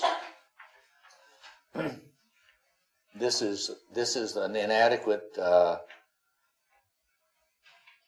immune membrane right here. It's the weakness in the wall of the conscious ego. Or you could say it's a weak. You could also, and not contradict, you could say it's a flaw in your system self. Because in this particular part of your system self, you have this intrusion of the archetypal self, the archetypes, the archetype. The ego consciousness of the individual is contaminated by the archetypal content without his or her adequate awareness of the degree of deformation of the system self that is manifesting in all areas of the person's life. In other words, when the aneurysm comes in, everything is disrupted. There's not anything that's not affected. Perception is affected, relationships is affected, the emotional life is affected, everything, cognitive, your will is affected, so on. And the psychic aneurysms of the archetypal intrusion generates compulsivity in the quadrant from which it emerged. There is the archetypal core of the complex. In other words, any time an aneurysm occurs, it's usually coming in from one of the four quadrants. And you need, it may be a combination, so it may not be just one quadrant that the complex is coming in from. But you can be sure that the psyche has not yet got enough of an immune system, psychic immune system, to be able to prevent the intrusion and the disruption of the one thing is parallel. You know, when the space shuttle was destroyed, you know, plasma, you know that when they're re-entering, there is this incredibly hot flow on the skin of the plane. If there's a defect in the skin of the space shuttle, the plasma erupts and fills up and destroys the shuttle. You follow? That's the way this operates. So that archetypal energy is really hot. It's really hot. And it's a tremendous achievement. I mean, I want you to just look at the miracle, all these miracles around here. You're not psychotic. You got to be able to appreciate that, because you're sitting in a volcano. You're not. You got more. If we could just hook up to the energy in you, we could fry anything. I'm serious. I'm not kidding you. I really mean that. I mean that almost literally. Okay, types of autonomous complexes. Both types of autonomous complex reflect a malfunctioning of psychic immune system in the psyche. an inadequate boundary or membrane against archetypal intrusion into the system self. They manifest in two ways. One, and this is the ones I've emphasized today, unregulated and unintegrated archetypal self-potential. Because I've said to you that the four archetypal systems that I've focused on in my work are the structural archetypal systems that are the basis, the raw material of building a self-structure. If anybody ever tells you Robert Moore just thinks there are four archetypes, they don't know what they're talking about. There are many, many, many archetypes. There's, mathematics is archetypal. So there are huge numbers of archetypal structures. And just take the calculus, it's an archetypal phenomenon in mathematics. But Jung talked about a second kind of autonomous complex. Look at the Collected Works, Volume 8. He spoke about spirit complexes, archetypal contents, which cannot and must not be invited into the system self. In other words, not everything archetypal can be integrated. In the study of multiple personality disorders, that is dissociative identity disorders, people that don't know Jung will sometimes try to integrate all of the alters. They found that sometimes when you try to integrate certain alters, the personality is terminal. It's completely destroyed. And I said, study Jung. He made it very clear that some archetypal contents, that some things you meet in dreams, some things you meet in active imagination, you should not try to integrate. And you have to go by your blink. Because if the hair comes up on the back of your neck, that is a toxic content, and you need to keep your boundary. That's why you should never go into active imagination without being armed. That is, with what's known among occult practitioners as psychic self-defense techniques. So, not everything in the unconscious is friendly. And you need to be aware of that. And so if it feels dangerous to you, assume it's dangerous until you know otherwise. It doesn't mean that you cannot carefully try to discern the spirit. But if it is feeling really malevolent toward you, if it feels like what the English object relations theorist talked about as the antilibidinal ego, if it feels like it's against your life, it probably is.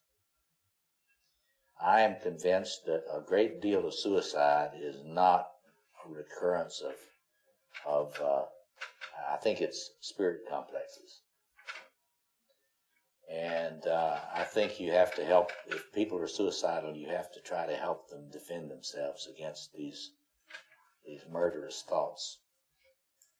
Somebody was, go ahead. Does the ego trigger one of these spirit archetypes? In other words, I think I read into one in a dream, and it was a result of by telling God, because of a dream I had the night before, which made the ego look like a jerk. That was really insulted. Unconscious would create such a dream. And so I spent the day telling God to go to hell, go screw yourself. I'm not going to pay attention to any more of your dreams. Get out of my life. I don't want anything. I want to do what I want to do when I want to do it. All day long I was just furious. And so that next night I had a dream, and there's one figure in there. This gigantic, insane wolf. As soon as I saw his eyes, I knew he was completely insane. And he was very destructive. I'm not going to go into the was a wolf, right? Right. Yeah, it was a werewolf figure. But I triggered that. Yes. Oh, yes. And I would not, there's no way you can integrate that without destroying yourself. I think that's right. So, but I think triggered it. I mean, it's not. Yeah, that's right. You unwittingly or wittingly invited it. Right. And that's what you got to help people know, when not to play with this stuff. This is not sorcery. You do not want to mess with sorcery, because you will run into very dark forces that you're not equal to. And He unwittingly treated. Well, it was sort of unwittingly. But when you tell God to go screw yourself, that's maybe that's not totally innocent, you know. But I think we have a lot of that renegade in us, you know. And anybody that thinks they're too innocent to do that, there are probably a million ways you do it during the week. So we don't want to feel morally superior about that. But the truth is, if you put out invitations, that, you know, if you send out to the unconscious, to whom it may concern, you know, you may get visitors that won't be helpful to you. I mean, I've seen a number of these over the years. One guy had a dream, and this thing in the dream announced that it was a certain God. I am a certain God. And then it said to this person, I'm going to get into your inner computer, and I'm going to erase your hard drive.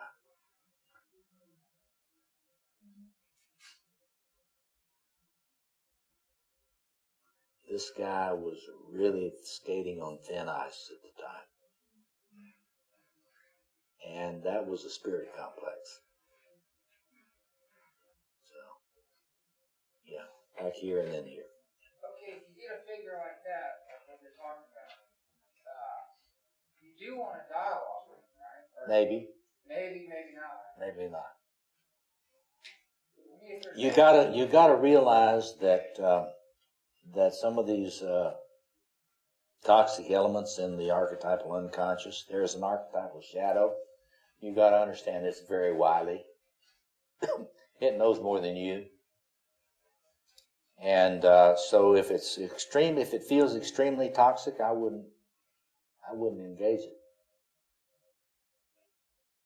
If it's a part of your self stuff, that is, if it happens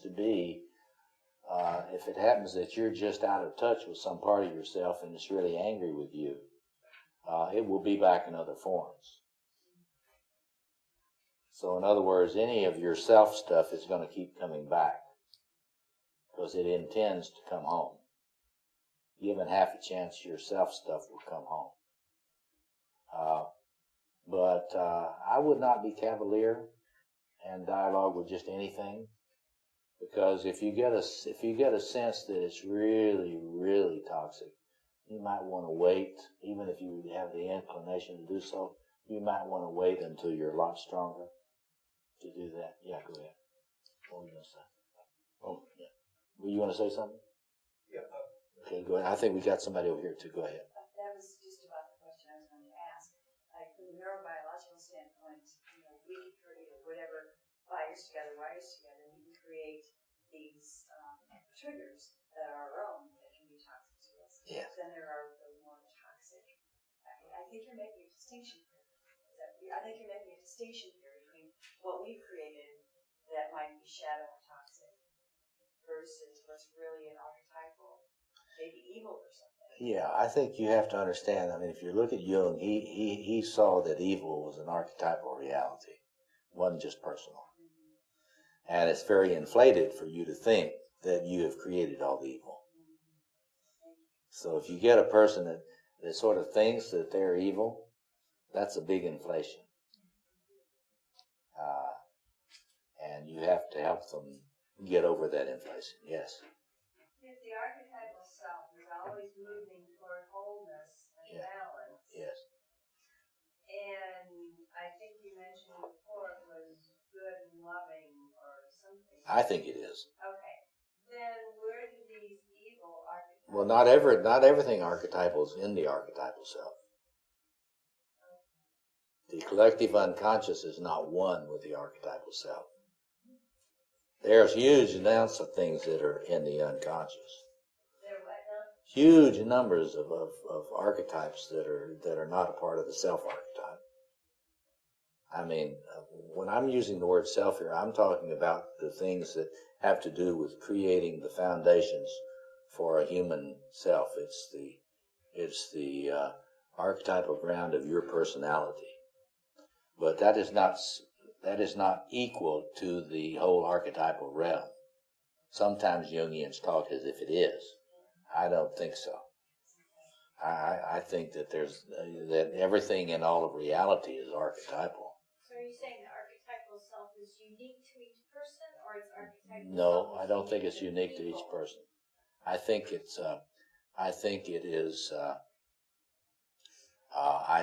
is evolved and is uniquely human, but there may be other things that have their own apprehension of it, their own apprehension.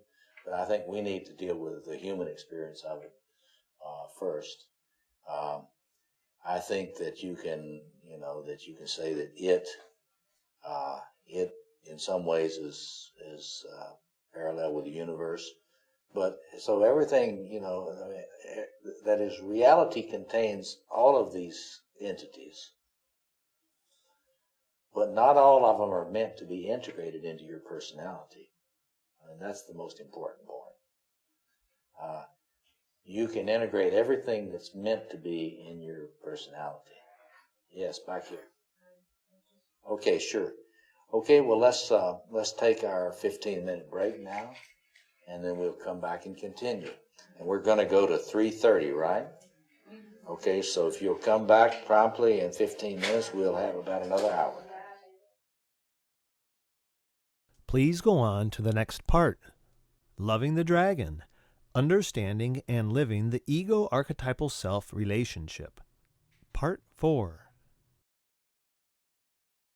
There are two more diagrams that I just want to speak very briefly about, and then we can dialogue for the rest of our time together.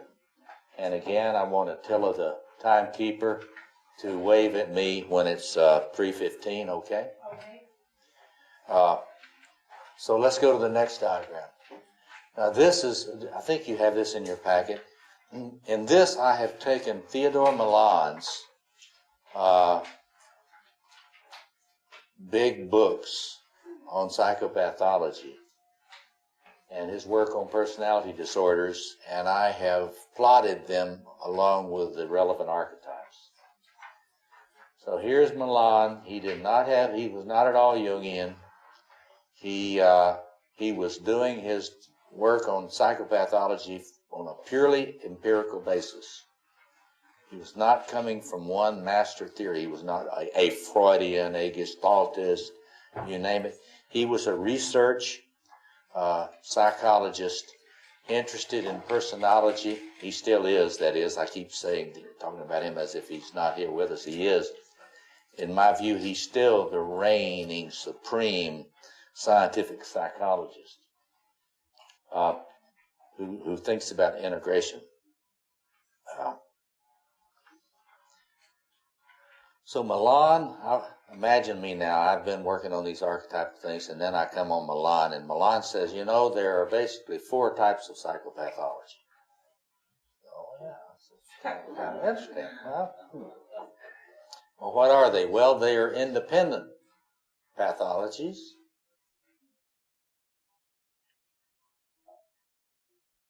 There are detached pathologies. There are dependent pathologies. And there are ambivalent pathologies. Now, those are mildly severe pathologies. If we were to create a diagram of the severe pathologies, we would expand this circle, and we would put, for example, we would put megalomania in this quadrant. We would put catatonic schizophrenia in this quadrant, right?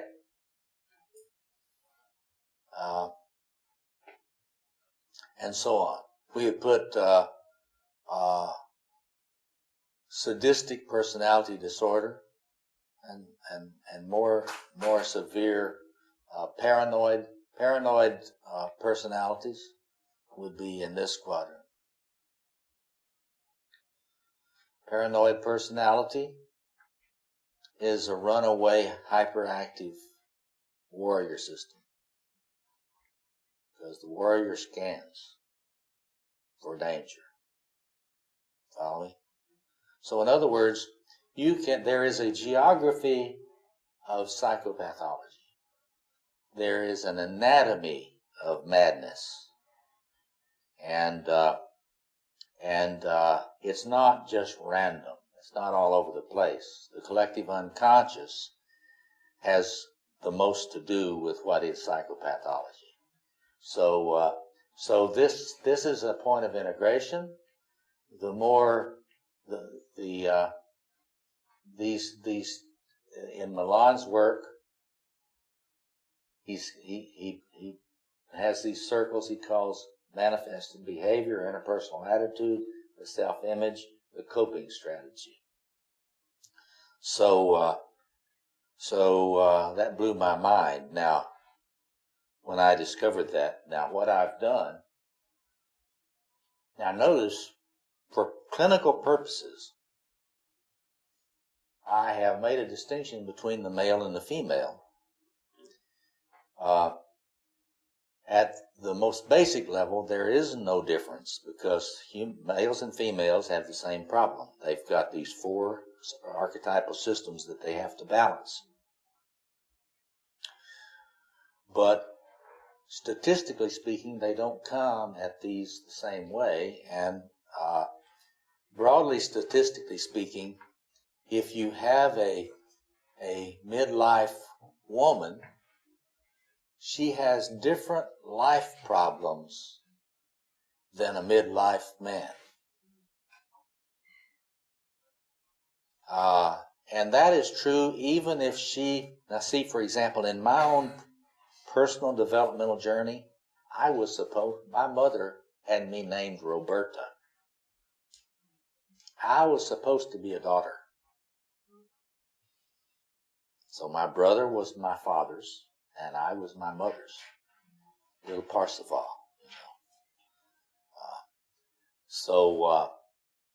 and some of you women here were your father's son. That is, in his mind, if you didn't have a son, one of the girls gets chosen to be the son, be his boy. So if you're a man that was raised according to the female cycle, or a woman that was raised according to the male cycle, you have a whole passel of very unique problems. Oh boy, isn't that something? Yeah, oh boy is right. Let me give you an example from the male, and then we're going to go to one more diagram, and then we can discuss. If a boy doesn't have anybody help him deal with his aggression consciously and upfront and responsibly when he is young, and he becomes passive-aggressive, right?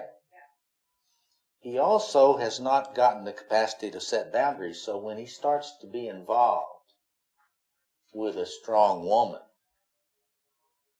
he won't be able to deal with it. You follow that? Now, that's not his fault. But when he was young, he did not have the help in being able to set boundaries.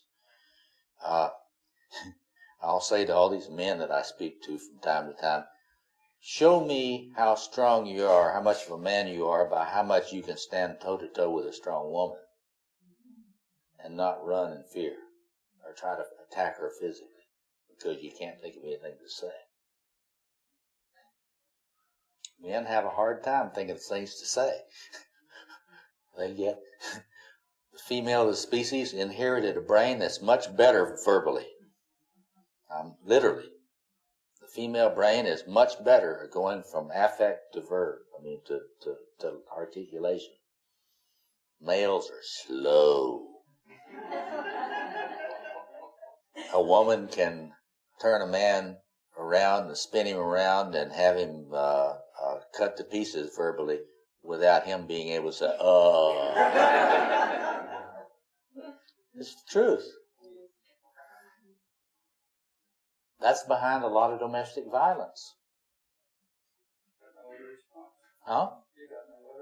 Well, and they are getting more and more angry and more and more angry and more and more angry, and they can't think of anything to say except something terribly hurtful, verbally abusive. They can't say, you're very upset right now, darling, and I'm not going to try to talk to you anymore right now. I'm going to go for a walk until you cool off. No, you're not going to go for a walk.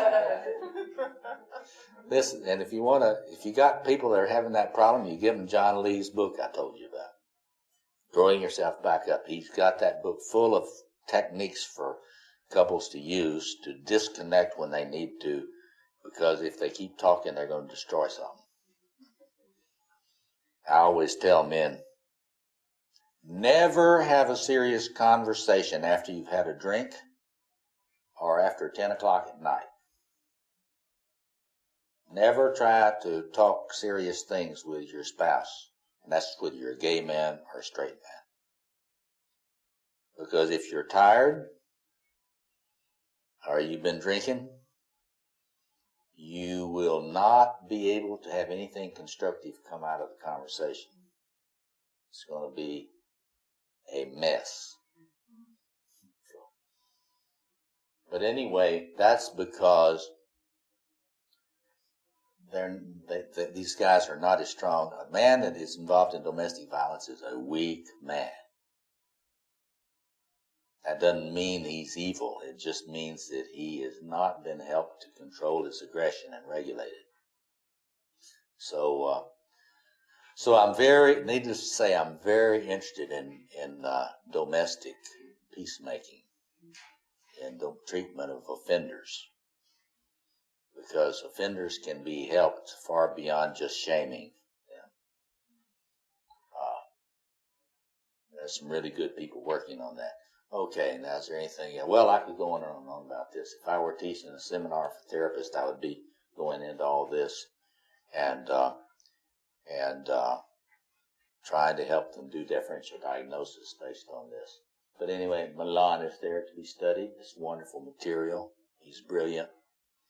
Next slide. This is the last slide I want to talk to you about today. I told you that you can do integrative theory on this stuff. And I wanted to refer back to Tony Wolff here, and to Bowen theory and to self-psychology. Murray Bowen said there are two forces going on in the universe that you participate in. One force for differentiation. Remember that? The warrior system and the magician system are systems of differentiation. And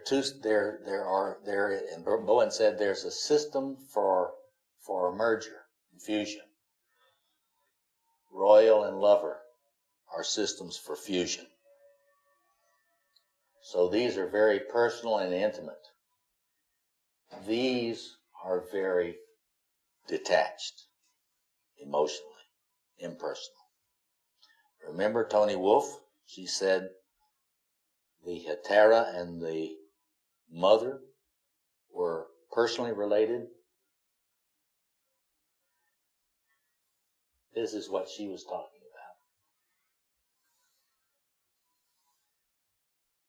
about. That's in the female and the male. Do you follow that? Does anybody not see that? So Tony Wolfe knew what she was talking about. There really are sectors in the psyche of a woman and a man which have a tendency toward fusion and be personally very intimate. And there are sectors in the psyche which are very impersonal and preoccupied with a mission and with detaching and understanding. Mission, detaching and understanding. I think that's absolutely fascinating. So Bowen is correct. It's just that there are two forms of the energies for fusion. They're not the same form, but they are both about fusion, and there are two for fusion and two for differentiation. Does everybody see that? Okay. Now, when Murray Bowen is talking about developing yourself into a really differentiated person, he calls it the solid self. That you are to become a solid self, by which he meant that you can stand your ground against the pressures on you from your family. If you can stand your ground against the pressures on you to your family to be something other than what you are, you're amazing.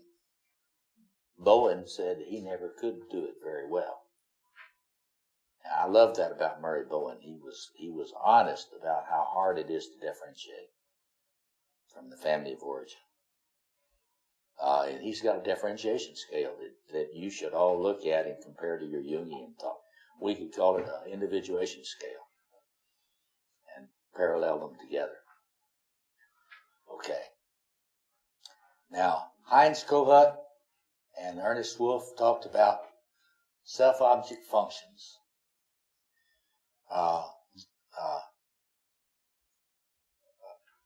The warrior systems are self-object functions that Wolfe calls aversive, adversarial, and efficacy.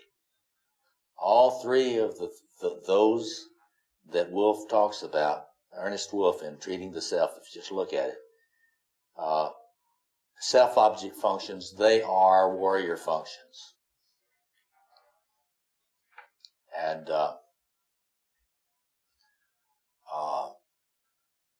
self-psychology and cohesion theory talk about the need for mirroring. The lover wants to be mirrored. The healthy, mature royal has a desire to mirror. Mirroring is a very poorly chosen word because it sounds passive. You know, I hold up the mirror to you. But it's really more than being passive. It's really blessing. What that person that puts you on a pedestal, when you feel yourself being put on a pedestal, the person is wanting to be blessed by you. And you say, by me? What do you mean? Why would anybody want to be blessed by me? Well, they have idealized you. They're seeing God or the goddess in you. You can't explain why they are having this transference or projection on you. But if they're coming up in a needy way to you, they are seeking a blessing. You have to accept that you have been given power, even if you can't explain why. Why would they think that I have power to bless them? But if there's a projection on you, of an idealizing projection, you've got it. The question is, now what are you going to do with it? See? And you never know when somebody is going to experience the divine in you. There's no way for you to predict it. You may become a hierophany for someone without you having any idea that you did anything to invoke it or invite it. Of course, if you become a therapist, you're sort of asking for it. Any more thoughts about that? Yeah, back to your comment. I just wanted to remind you, said you might have a chance to say something about ecstasy, Paul Teller. Yeah. I was going to give you a handout, actually, about that. I'll put it in a very, the question was about talking about Paul Tillich and ecstasy. Paul Tillich's theology, see, he's Germanic, so you have to work hard to get into it. Like the two greatest thinkers that are panentheist thinkers are Alfred North Whitehead and Paul Tillich. And if you've got any smart atheists that are trying to intimidate you because they really like to think they're intellectually superior, well, you have them study Tillich and Whitehead. And then after they master Tillich and Whitehead, if they still have not had anything in themselves yet. But Tillich and Whitehead are very challenging, and they have a high ticket price. To buy your ticket inside their world, you have to work hard. But it is very rewarding once you get in the door. And so, but let me give you the 101 Tillich on ecstasy. Spirit is the source of ecstasy. The created world falls into fragmentation and splitting. It's a symbol of life under the condition of human existence. So Tillich has the same attitude toward opposites and polarities that you. So in your adaptation to life in Tillich, Tillich lays out these polarities. If you listen to my Courage to be Transformed lectures, I go into Tillich in those.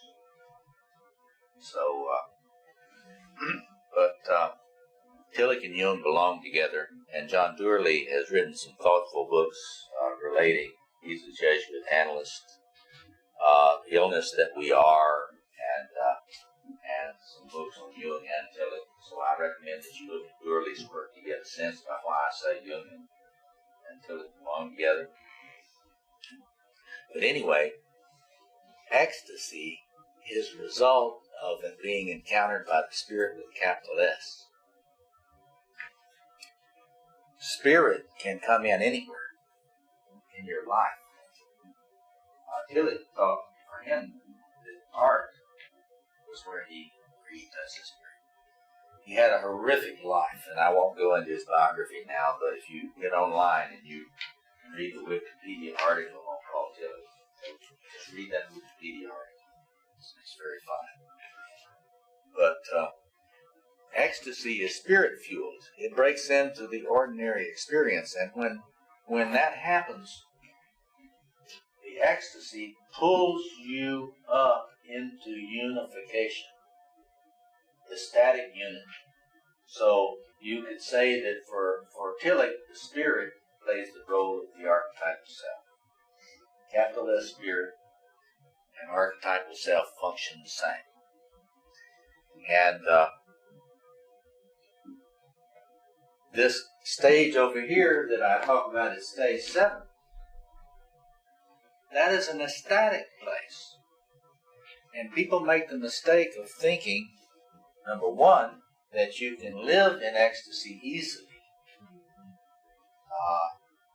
Now, if I had time with you, I would go around to each one of you and I would just sit down with you and I would say, now I want you to tell me about your experience with ecstasy. Because you've had some experience with ecstasy.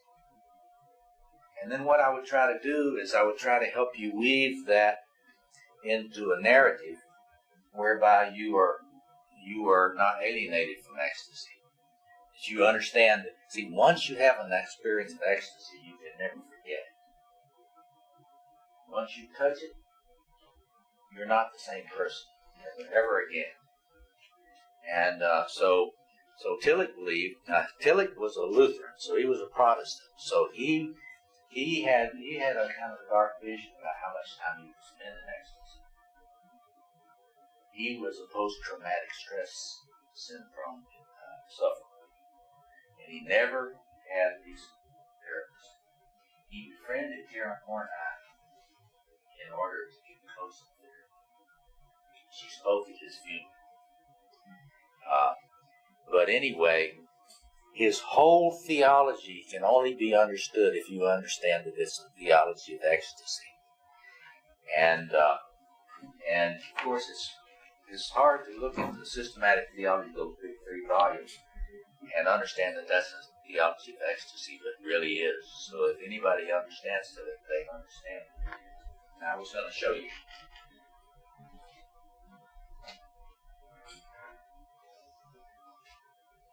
Mystery. On the 7th day of ecstasy. Mystery. Miracle.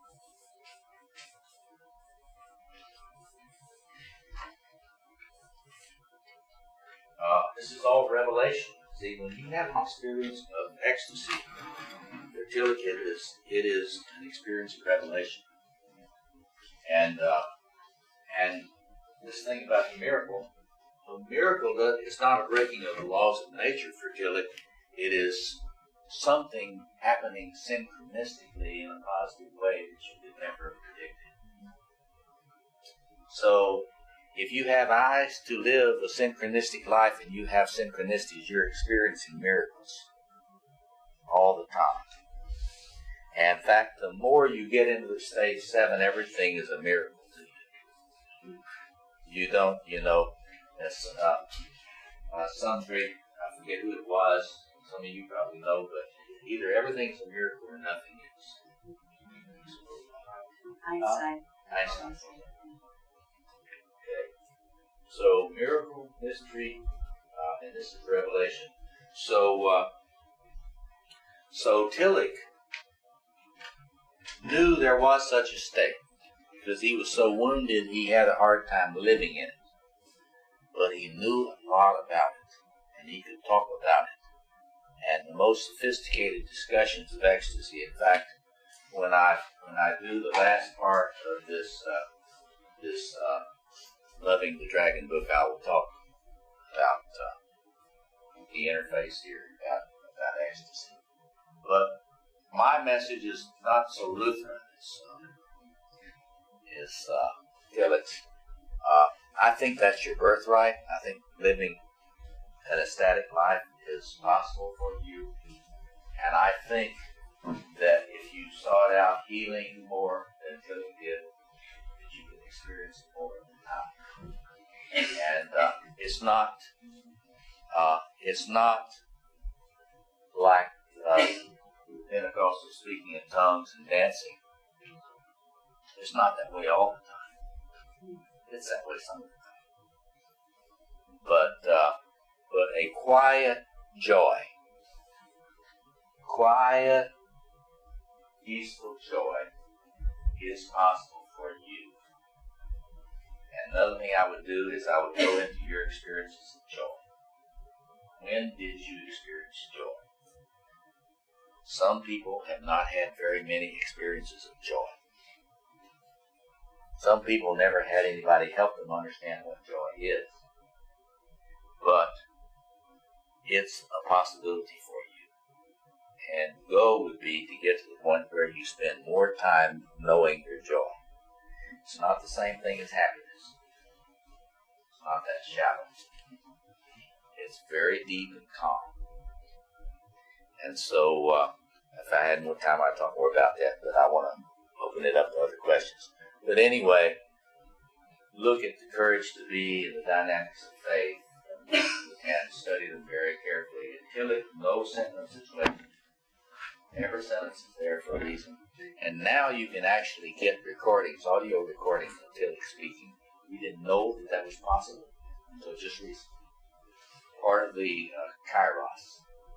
Suddenly we discover all these audio tapes of Tillich speaking. Nobody knew they existed. Other comments or questions? We got 10 minutes. Yes. It kind of reminds me of the Kabbalah, the mysticism there. We talk about the world falling apart and chaos, and the tree and all that. Yeah. Do you want to speak how the synchronicity of this? What you're saying? Well, what I'm saying is that it's very interesting. In the biblical view, everything that is secret will be revealed. It's very interesting now how many things are being discovered. And we're going, in your lifetime, you're going to see all kinds of things discovered. And it's probably going to have to do with disease and all sorts of that, but it'll also have to do with historical mysteries. There are going to be a lot more things discovered. They think they've discovered Atlantis now. And also so there's a very mystical side to that. But a lot of things are going to be revealed, and it's exciting. It's very scary privilege to live in our time. A lot is at stake right now. This is a Kairos time. So, other comments or questions? This is your chance to have a say. Yes. Why is it scary to live in a Kairos time? Because it's not guaranteed that everything's going to work out. As human beings have got to wake up. If our species does not wake up soon, you say down south, the horse is going to be out of the barn. In fact, we're getting close to irreversible ecological disaster. Some people think that it's already happened. It's already too late. I think it's defeatist to go there. But it's really not hyperbole to say that we're living in a critical time, and it really matters. See, Jung and Edinger, if you read Edinger's book on the apocalypse, if you have not read that, you ought to read it. And read Jung's predictions and so on. Now, they really believed. There's this song that the Catholic Church I go to has. It's called "The World Is About to Turn." Have you ever heard that? If you get a chance to look at that song, "The World Is About to Turn." It's a wonderful, positive song about the great turning. Well, we're in a place where there could be a great turning. It's possible that there could be a great turning. It's not guaranteed. There will be.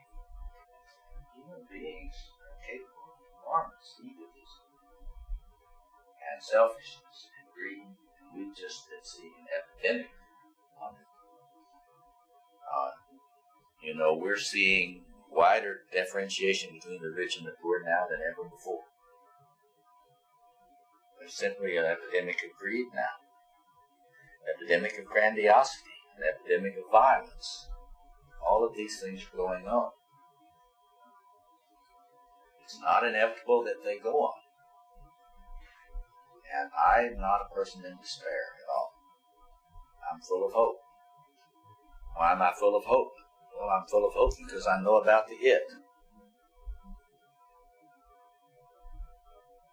And Jung and Edinger both believed that there was a chance that enough people could wake up, not 90%, not 60%, not 25%, but as Saul Alinsky used to say, one of the great community organizers, you don't need 100% of the people. You don't need 90% of the people. You don't need 50% of the people.